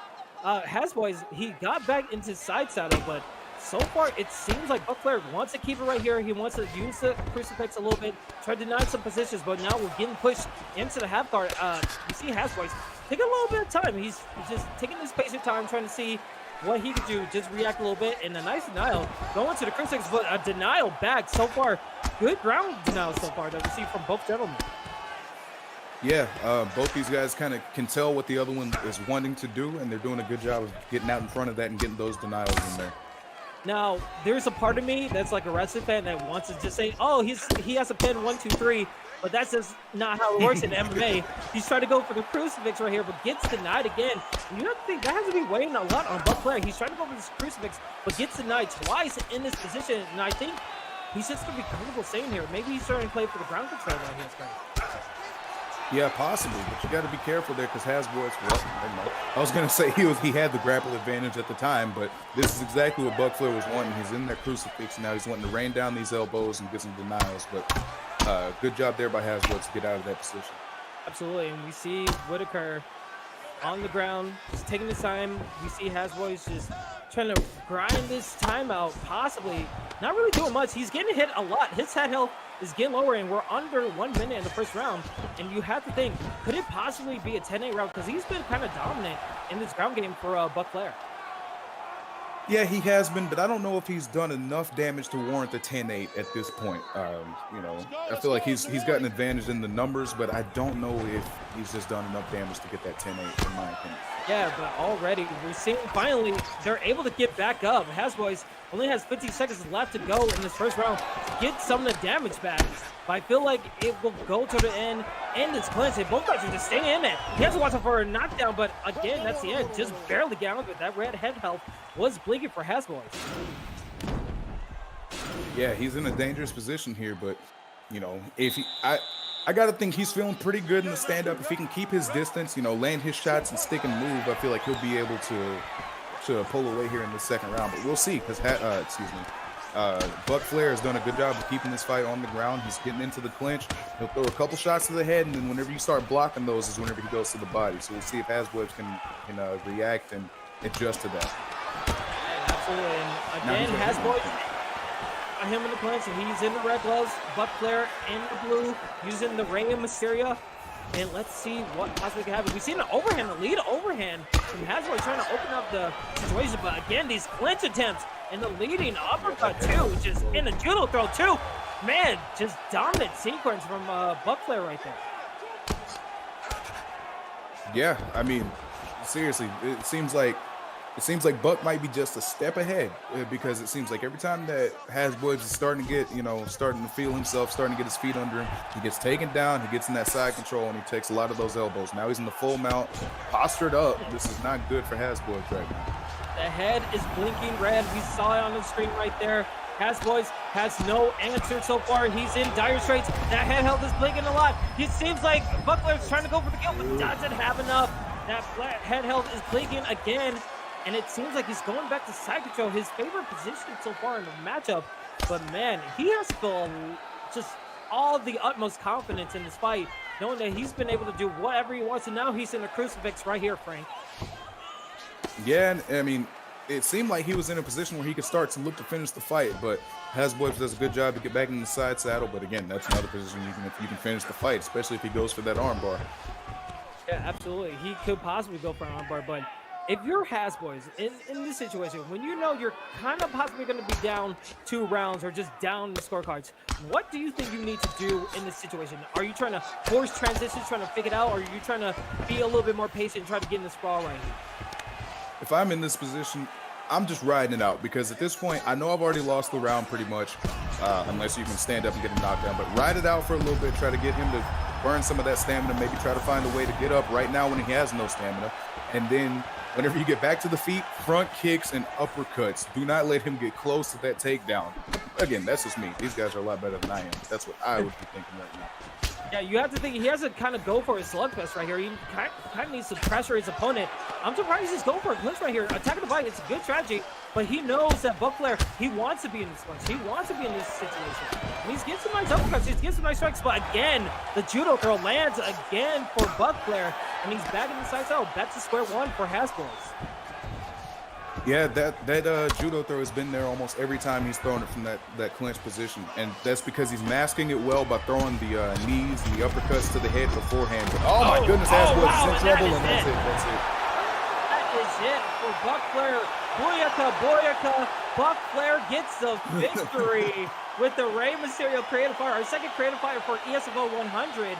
And you have to say, just to put a summary of this whole fight, just ground, side saddle, crucifix domination for Buck Flair right there. Yeah, he was very, very aggressive with the clinch consistently throughout the whole fight. It seemed like every time he was able to get it there, he was able to get to the ground and then just land some ground and pound shots and do what he needed to do to get that victory. Another small critique for the Rey Mysterio calf. Do you not have the cage backflip for after the fight? Come on, man. Oh, and I'm also seeing on Twitch chat that we have 619 viewers here in chat. That is absolute jokes right there. But again, that's what Rey Mysterio brings to the ESFL. He just brings wrestling dominance, complete crucifix, and just ground and pounds KOs. I mean, what a great showing for Buck Flair. Hopefully Hasbrook can come back in season 2 and do a little bit better. But again, nothing much to say about the matchup, just ground dominance from Buck Flair. As I think we're getting up. Go ahead, Frank. Oh, I was just agreeing with you. That's all. Yeah, absolutely. Thank you for agreeing with me. I appreciate it. Again, we are getting closer and closer to our main card. We are already have, I think, 3 more fights left in this prelim. So we're just going through these like butter again. And as we see, I think we have our next fight ready to go. It's going to be Kai versus, I think you know how to say their name, Frank. Yeah, this is going to be LS Perseus versus Kai. This is going to be very, very interesting. I'm looking forward to this one for my own reasons. I've seen Kai's almost entire competitive career, I guess you could call it. He made his way through the UFL, and I was there for his debut. And this guy he ran through all competition on his way here to the ESFL, and now he's getting to make his debut against that next step up in competition. So I'm looking forward to seeing how he how he does this. He's a grinding wrestler. He uses the clinch. I will bet dollars to donuts he's going to use Hamzat Chimaev against LS Perseus, who's, again, a very capable fighter, former Cage Rage champion, also made his way here through an affiliate league. His last fight didn't go his way. He lost to a very competitive 4D Matty. There's no shame in that loss. Matty's very, very good. Perseus is a technical striker with good fight IQ who's able to adapt to opponents. So, and also just saw the division, so no Chimaev pick no here. That might be a so touch you unfair. cash in those bets, you probably lost some money, but again, it's still a good division. Henry Cejudo, probably one of the best grapplers in this division, going against a very all-around TJ Dillashaw in Perseus. So Perseus versus Kai in the blue gloves using Cejudo, and we see Perseus in the red gloves using TJ Dillashaw, and this is our 10th fight of our prelims. So we only have 2 more fights after this, and then we're on to the main card of ESFL 100. We welcome you guys, and we thank you for sticking around with us throughout this whole prelims. And so far, this fight, we're already seeing a difference from the previous fight. We're seeing a little bit more head movement, and both guys trying to attack the fight a little bit. No, a spinning elbow trying to land into an ankle pick, and now taking the back. And you have to think, this is what Kai wants in this fight right here. This is his style. This is what he likes to do. He likes to stay glued to his opponent and go for those takedowns. And I think there's a glitch in the Matrix. A little bit glitch in the Matrix. Morpheus would be proud, but we're trying to have a fight right here as we go again. I think the time, we stayed with the regular time, so under 4 minutes in this first round right here as we get it all back again. I will say Kai had some pretty dominant position right there. It was just unfortunate that he was able to get it with the reset, but he goes back to it again, and all right, we're back to where we began. Yeah, he just wanted to get right back to that position so he could show us, all right, this is what I was going to do from that position. Now we can continue with the fight. It's so kind of him. So nice for him to give us a demonstration of what he was going to do. But already, we're seeing a little bit of a patient gameplay from both competitors. They're just taking their time. We see a head kick, but again, the punishment from that knee into the 1-2 combination with the hook from Kai, and Kai now in trouble with the judo throw, but gets a good late denial. Absolutely. And almost trying to feint that overhand right there, but we're seeing combinations flying hot and heavy. Now both guys trying to and the pull counter is just not working for Kai right there. Oh, he gets uppercut for his was able to save himself with that up kick, but yeah, it seemed like the pull counter was just off timing it. Now, there has to be a thing where you do pull counters like a little bit more predictably. It kind of puts you in a bad situation because now your opponent knows what he could possibly do. Maybe go for a heck or just go for a jab straight into your face and get that knockdown again. But again, we see Kai going for a takedown, and this is where he wants to be. Absolutely. This is where he does his best work. This is, where he made a name for himself. This is what he's trying to do. And we see we're approaching the 130 mark of the first round right here of our 10th fight of the prelims. And we see Kai just stay in half control, try to get into probably side control, but gets denied from Perseus. So in the full guard, I think he's probably going to try to stay in here, maybe not force the issue. I mean, it could be in his favor to go for armbar, try to score a little bit more with the judges' scorecards, but it seems like Kai, he's just comfortable being in this position right here. Yeah, Kai's fine to just hang out here, score some points, and just, get those total strike numbers up a little bit. But a beautiful slip there by Perseus to get himself into the top mount. Now Kai is in a little bit of danger, especially since Dillashaw's postured up now. A little bit of a danger zone, especially with under 20 seconds left. He's able to get some damage on here. If he gets one more posture up, he'll still have time to get some strikes in. And here we go. He's going to get some strikes in. Not really much. He gets put back into non-posture up top control. And that is the end of the first round right there. Good round for both guys. They had a little bit of moments and a little bit of sparks in their striking, but so far it could be anybody's fight. Yeah, both these guys are just looking to looking to pull away here. That was a pretty close first round. You could score it either way. So yeah, both guys just trying to make a bit more of a statement in the second round. Already in the clean transition and trying to get a judo takedown again, but Kai not able to land it against Perseus. Perseus getting a nice duck and trying to go for a head kick. Doesn't fully land. It seems like he's trying to get patient. Now we're just trading. We're trading. We're trying to go for overhands, and Perseus doesn't be able to get it. The blockades too well for Kai. And Kai, we see him pressuring up, going for the takedown right here. It has his opponents back to the gates, and a nice judo throw, and that connects. Now he's got a little bit more time to work on the ground, so we'll see if he's able to, to establish his ground game and implement the ground and pound that got him here to the ESFL in the first place. Absolutely, and you have to think, he has to be thinking back of that previous moment as he gets a reverse. Kai gets Perseus gets a reverse, what he absolutely did in the later parts of that first round right here, and now he's taking control into backside, and now it could be troubling for Kai right here. He might be in a little bit of trouble. Yeah, I mean, you do not want TJ Dillashaw on your back, and you definitely don't want him to get that top mount. So Kai's got to figure out, a way to get out of this position and to do so soon, because yeah, it's not looking good so far. A good denial by Dillashaw, and now it looks like Perseus has the grapple advantage and can use that to get to the backside position, and he does. Yeah, he has the stamina advantage, he has a grappling advantage. It's been all Dillashaw so far in these couple of moments. We saw Kai try to implement the ground game a little bit quicker than usual, but it hasn't been working in his favor as he gets denied again, can't get the reversal, and it's just been all Perseus so far. Yeah, Perseus has fought very well so far. He's done a good job of adjusting tackling onslaught that Kai normally brings, and it seems like he's got the advantage in the stand-up. It just seems like he's just a little bit more comfortable there in that area of the fight right now.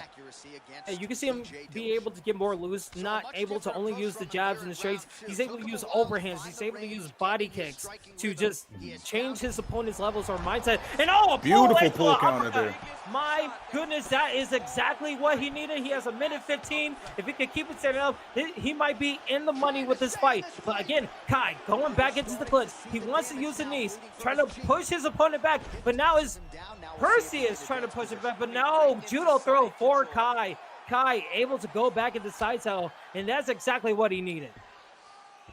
Yeah, that was very smart on Kai's part. Whenever Perseus had him hurt and started bringing on the pressure, he was able to get that clinch to put himself in a more advantageous position. He was able to get the knee, so he was able to keep the Muay Thai clinch, and then from there he was able to get that takedown. And now we're gonna see what he can do with it. Yeah, and with a little under 10 seconds to go in the second round right here, you have to think going in this third round, you kind of need to have a definitive round or get a knockout if you're both fighters. Yeah, absolutely. Because both rounds, could go either way. I feel like the first round, what is his name? Perseus got a knockdown. The second round, Kai was able to get more done on the ground, but Perseus was also able to reverse those ground positions and do some work himself. So we're gonna see, like you said, whoever comes out in this third round, they need to have a dominant performance and try to get a finish here. Yeah, we saw the pull counter to the uppercut for Perseus. So let's see how this third and final round goes for both players. And we see Perseus go into the ground. He saw the success from the second round, and now he's going back into it in the third round. You have to think that's a good strategy. If you had so much success, if it's not broke, don't fix it. Exactly. And, something else that's always worth noting, if you're on top raining down your offense, there's not too much the guy on bottom can do, especially if you're in a good position like side control or the backside mount like this. Kai is able to get back to his feet, though, so we'll see if he's able to get the momentum back in his favor. And already we're seeing in the backside and a nice denial. Still plenty of time for him to work, trying to get the eyes of the judges in his favor. Able to get some ground and pound, too. But a nice get up. Can Kai actually get it? He gets it, but he still has control of the back. And a nice knee to the face. I think that was destroyed by the block case. And a full counter uppercut lands again. Deja vu from the second round. And another knockdown. This could be the blood on the water. This could be the end of the story for Kai as he's down to his last chances, possibly. He got knocked down twice. Yeah. He can't get knocked down again. No, those uppercuts might be just a little bit too much for him to handle right now. You can see now he's trying to unload everything, though. He's going out swinging at least. In the body and the front kick knocks his opponent down again for a third time. We see Kai scrambling, trying to get some offense back, but another knockdown again, the fourth knockdown for Perseus. Perseus on the warpath right now with a TJ Dillashaw pick. So who knows? Yeah, it looks like Perseus is pulling this one out. I mean, he's just got to put the bow on this one. It's just about wrapped up. Yeah, and you can see Kai, he's trying to use those uppercuts, but the body, the stamina, so low compared to his opponent. TJ Dillashaw has all the money in the world, and another uppercut again into the body. Under 2 minutes left. This might be leading to a TKO, if not a knockout for Perseus. Just out of range with the big. Yeah, it looks like Perseus has got this thing sealed up. He's just got to get this victory. I mean, he's got to, continue to do what he's doing, and he'll find a way to this victory. Yeah, and you have to think, Kai, he's using the uppercuts. The pull uppercut.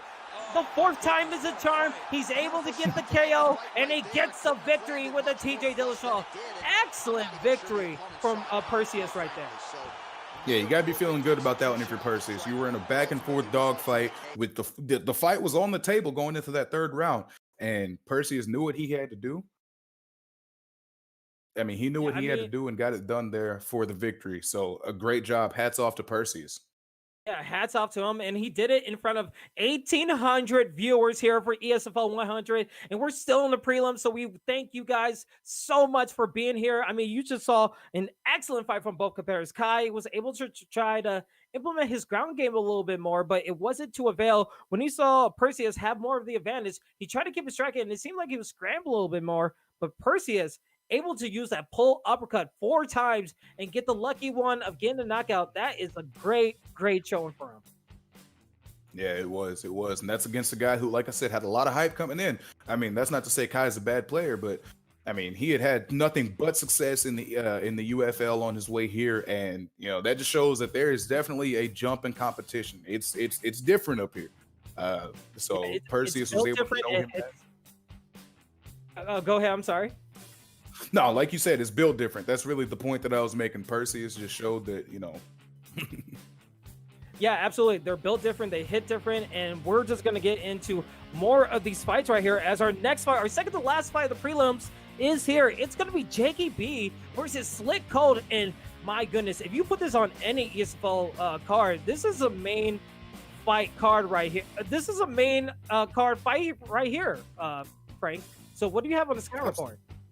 Absolutely, man. Jakey B 2-1. He lost to Pablo G in his last fight, but hey, Pablo G is a warrior. So I mean, that's he's new to the ESFL this season. He's been making a pretty good name for himself, and he's looking to continue doing so against a guy in Slick Colt who is 5-1, very high level grappler with aggressive ground and pound. He's a great wrestler. So we're gonna see if Jakey B's takedown defense as well as his own top pressure. We're gonna see what's gonna pull away here. Both these guys are very high level, and in the heavyweight division, there's not a lot of room for mistakes here. So we're gonna see who's able to come out with a more crisp game plan and get their get their things going. So. Yeah, absolutely. I mean, we look at the fighter profiles on the screen right there. We saw Slick Colt being 5-1, and also his opponent Jacob B being 2-1. So these are very well veterans of the ESFL scene, and they're looking to put on the show in our prelims right here. This is our 11th fight. We have one more fight to go till we're into the main card. So I want you guys to get hyped as we see Slick Colt in the red gloves using Steve Milich versus Jakey B using DC. And let's see who's going to get the first takedown. And already Slick Colt going for the takedown, taking the back. Yeah, it was a beautiful transition from getting him up against the cage to taking the back with that little trip there. Now he's in the backside control, postured up, and he can just rain damage down here. So Jakey B's got to be careful. He absolutely has to be careful, and already to a posture up in half guard. We already see Slick Colt in his rhythm. He feels comfortable what he's doing, and we're only past the 1 minute mark of this first round. And already into top mount, getting the posture up, and he's just doing some damage on DC right now. But a nice reverse.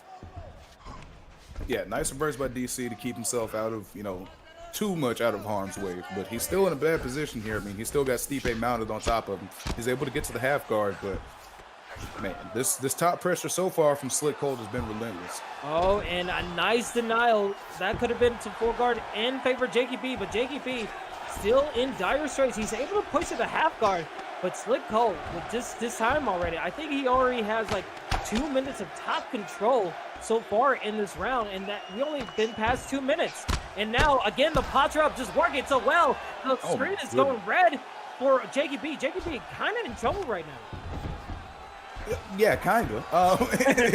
It's not, you know, it's not looking great right now, but obviously there's still plenty of time to get the momentum back in his favor. If he can find a way to get to top control, he might be able to do something. If he can get back to the feet, you know, that would probably be for the best for him at this moment. But we'll see what ends up happening. I mean, Slick Colt, it doesn't seem too keen on letting him up, man. He's keeping the pressure on. He's Good keeping the denial pressure there on. to continue to do so.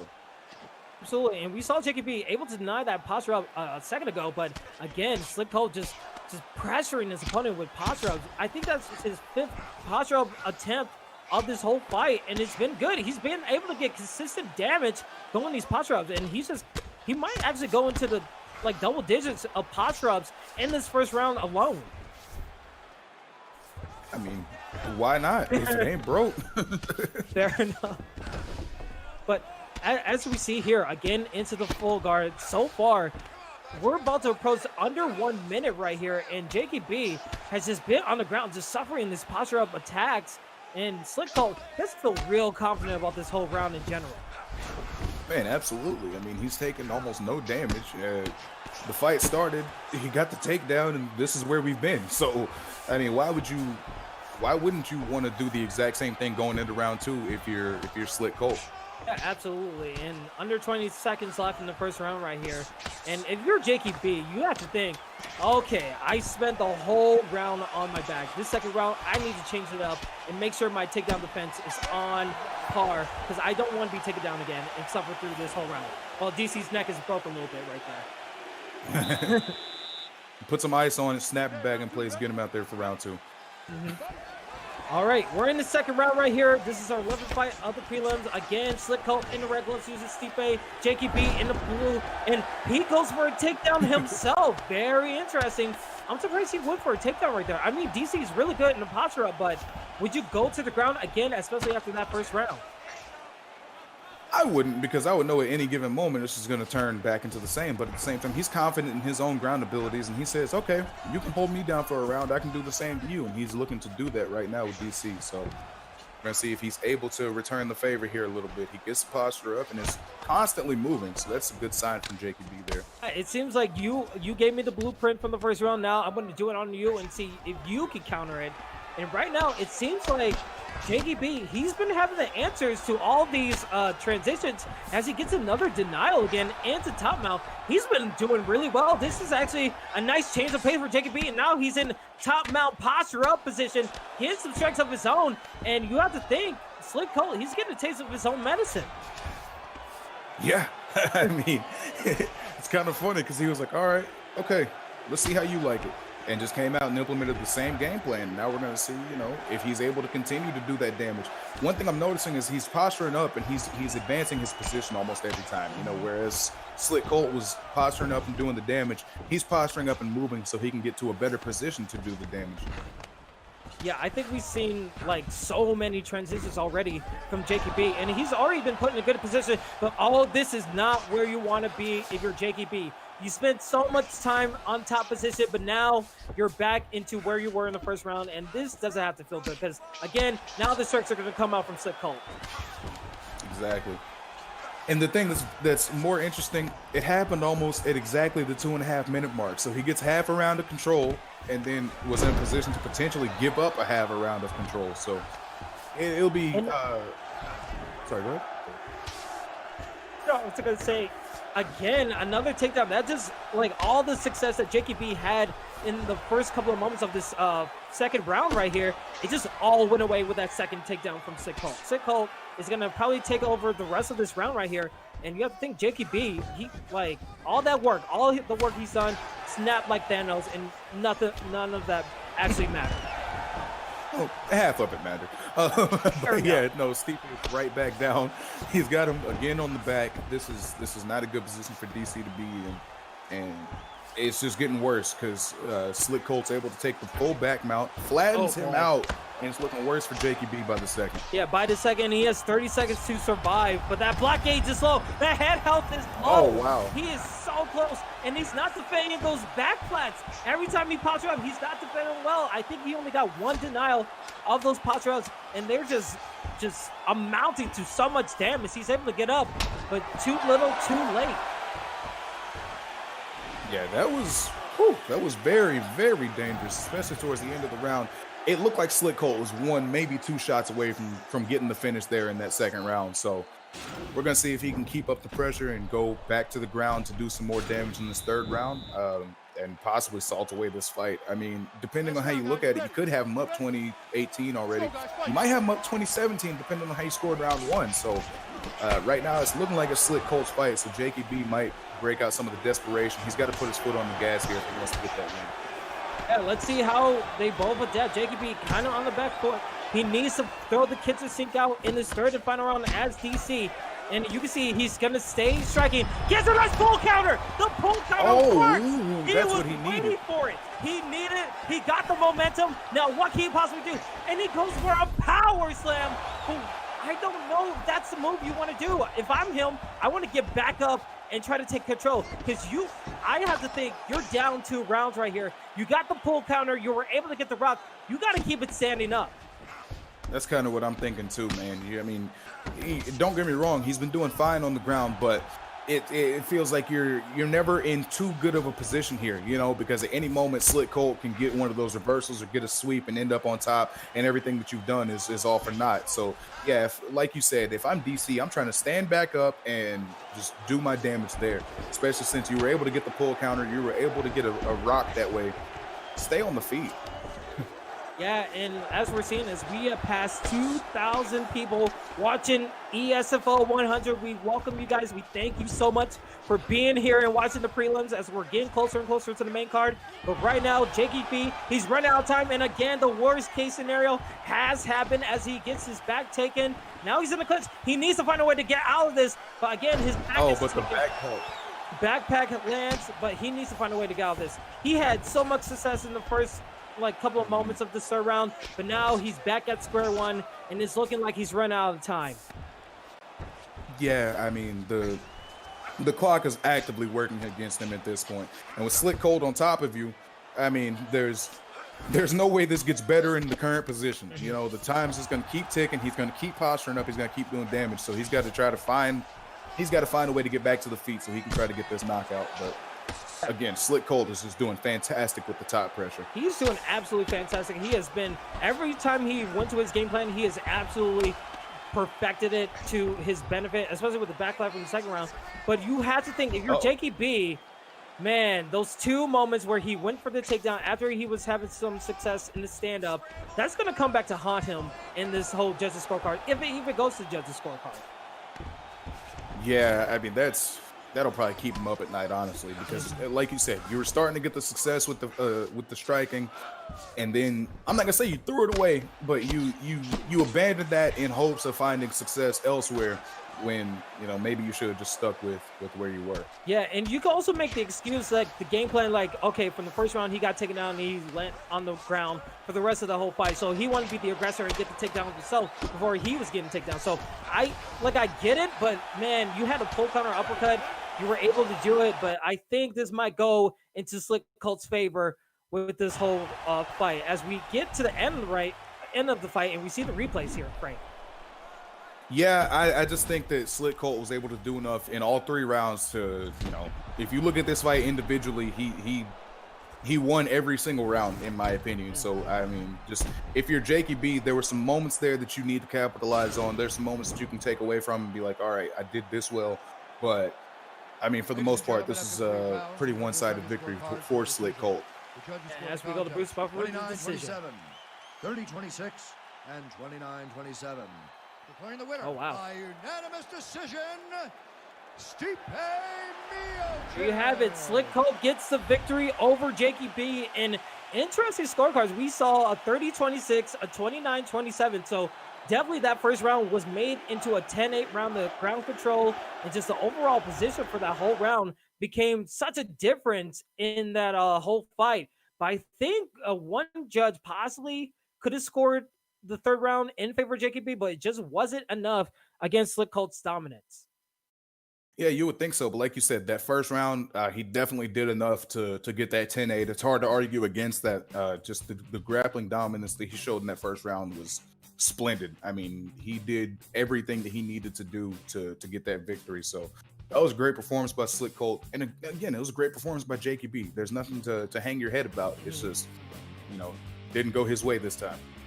Yeah, absolutely. And all right, ladies and gentlemen, we have been through 11 fights. We are finally at the last prelim fight of ESFL 100, and it's going to be an amazing one. Our feature prelim fight of the night. It's going to be Spill Actions versus Hermes MMA. And when you look at the scouting report of these two competitors, this deserves to be the featured fight of the prelims. Absolutely. Hermes MMA is another guy making his way from the UFL.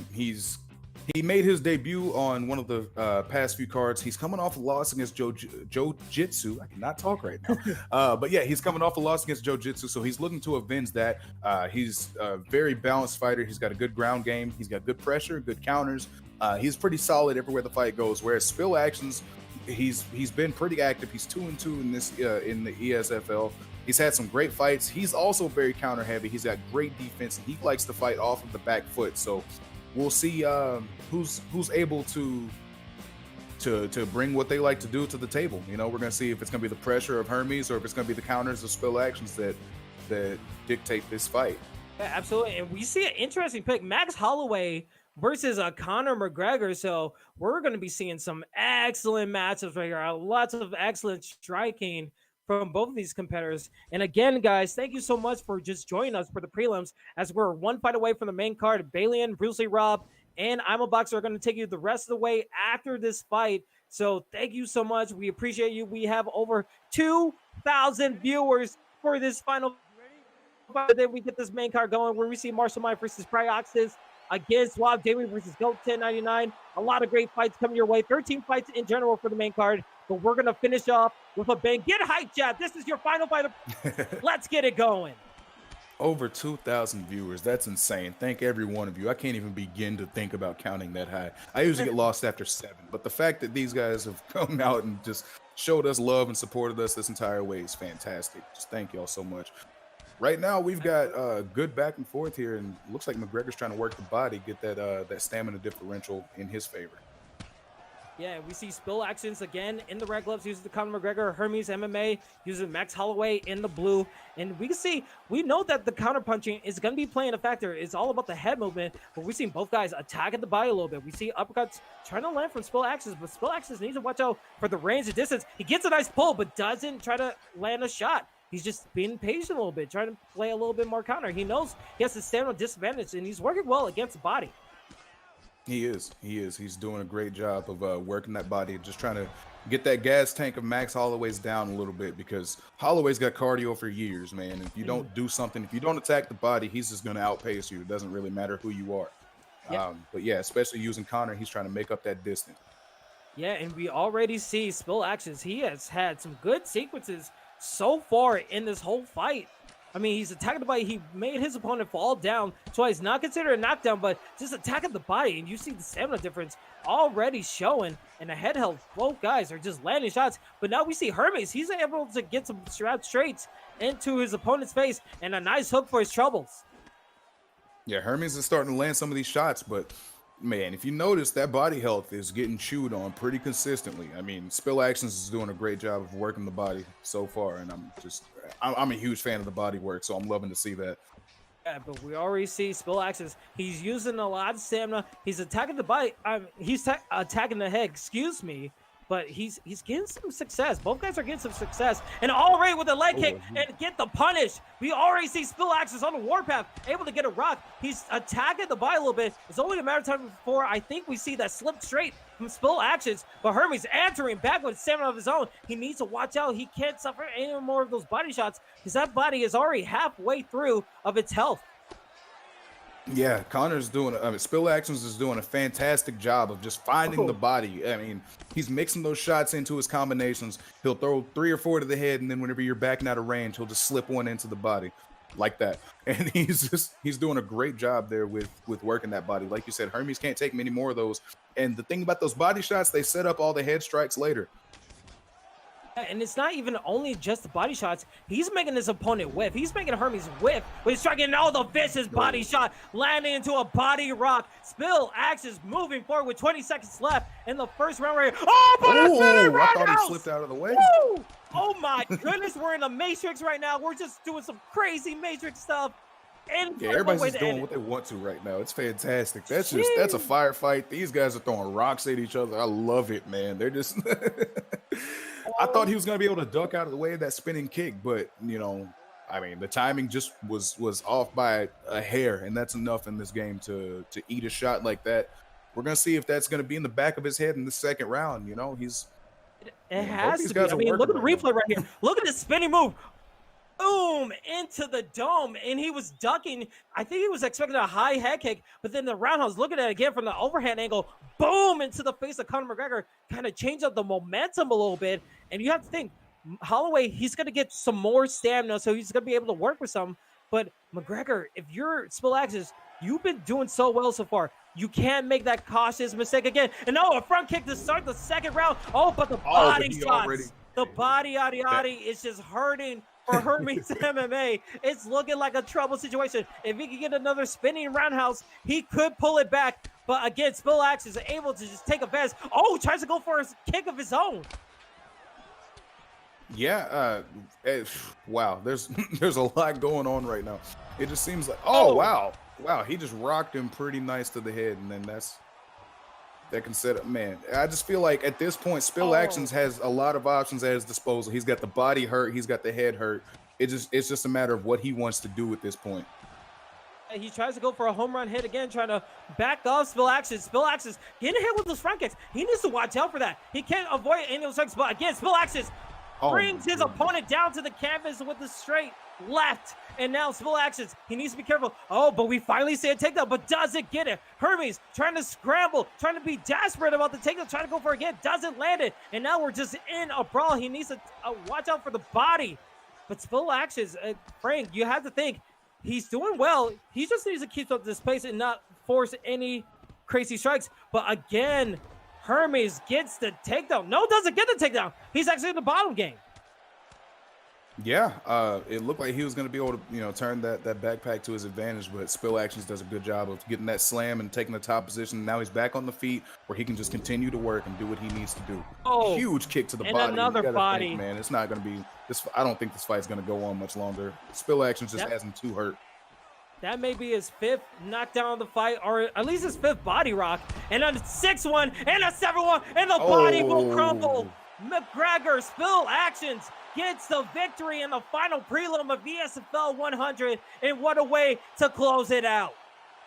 Absolutely, man. Spillaxis just looked fantastic from the beginning. I mean, was working the body, was working the head, and then he just kept chipping away at the body health until he couldn't stand anymore, which is very smart to do against the Max Holloway pick, because Holloway's got, a legendary adamantium chin, so hit him somewhere else. I mean, that was just a great job by Spillaxis to find what was open and to just keep working, just keep going there and finding a way to pull it out. So absolutely. I mean, we saw Hermes have a little glimmer of hope in the end of the first round, but Spillaxis just put in a consistent game plan, attacking the body consistently, not able to block his body as much, and just able to get the slip straights in the left into the face of Max Holloway. Just proved to be all the difference of that prelim fight.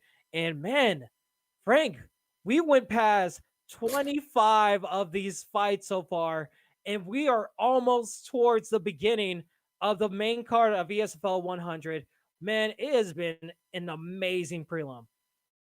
Absolutely. I mean, you can't say enough about these prelims, and the fact that this was the prelims, this would have been an amazing just fight card, just in general. Like, this would have been great if it was just a regular ESFL card, but this isn't a regular ESFL card. This is 100, so we had to pull out all the stops. That's why we had such a great stacked prelim, lineup top to bottom. That's why the main card's also stacked top to bottom. And we just want to thank you guys for hanging out with us, man. It's just been a lot of fun. We're going to have Bailey and Bruce Lee Rob and I'm a Boxer taking you through the next half of it. But thank you for rocking with us so far, man. This has been fantastic, and looking forward to 100 more, yeah?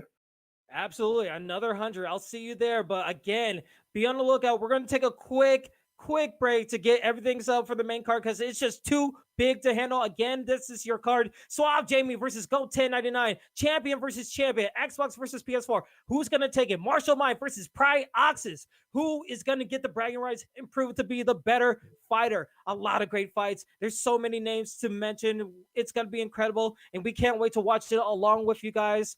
Again, you see the poster, you see what it's all about. This is the biggest event that we ever pull, and I can't wait to watch it along with you guys. Thank you so much. Over 2,000 that we have for the prelims, and I know that number is going to get bigger, so please stay hype in the chat, live here on Twitch and YouTube, and we will be right back. I have been your host, Kingsley. That has been Frank, aka F the Manhunter. We have been the ESFL, and we will be right back with the main card, so stick right back. See you guys in a little bit.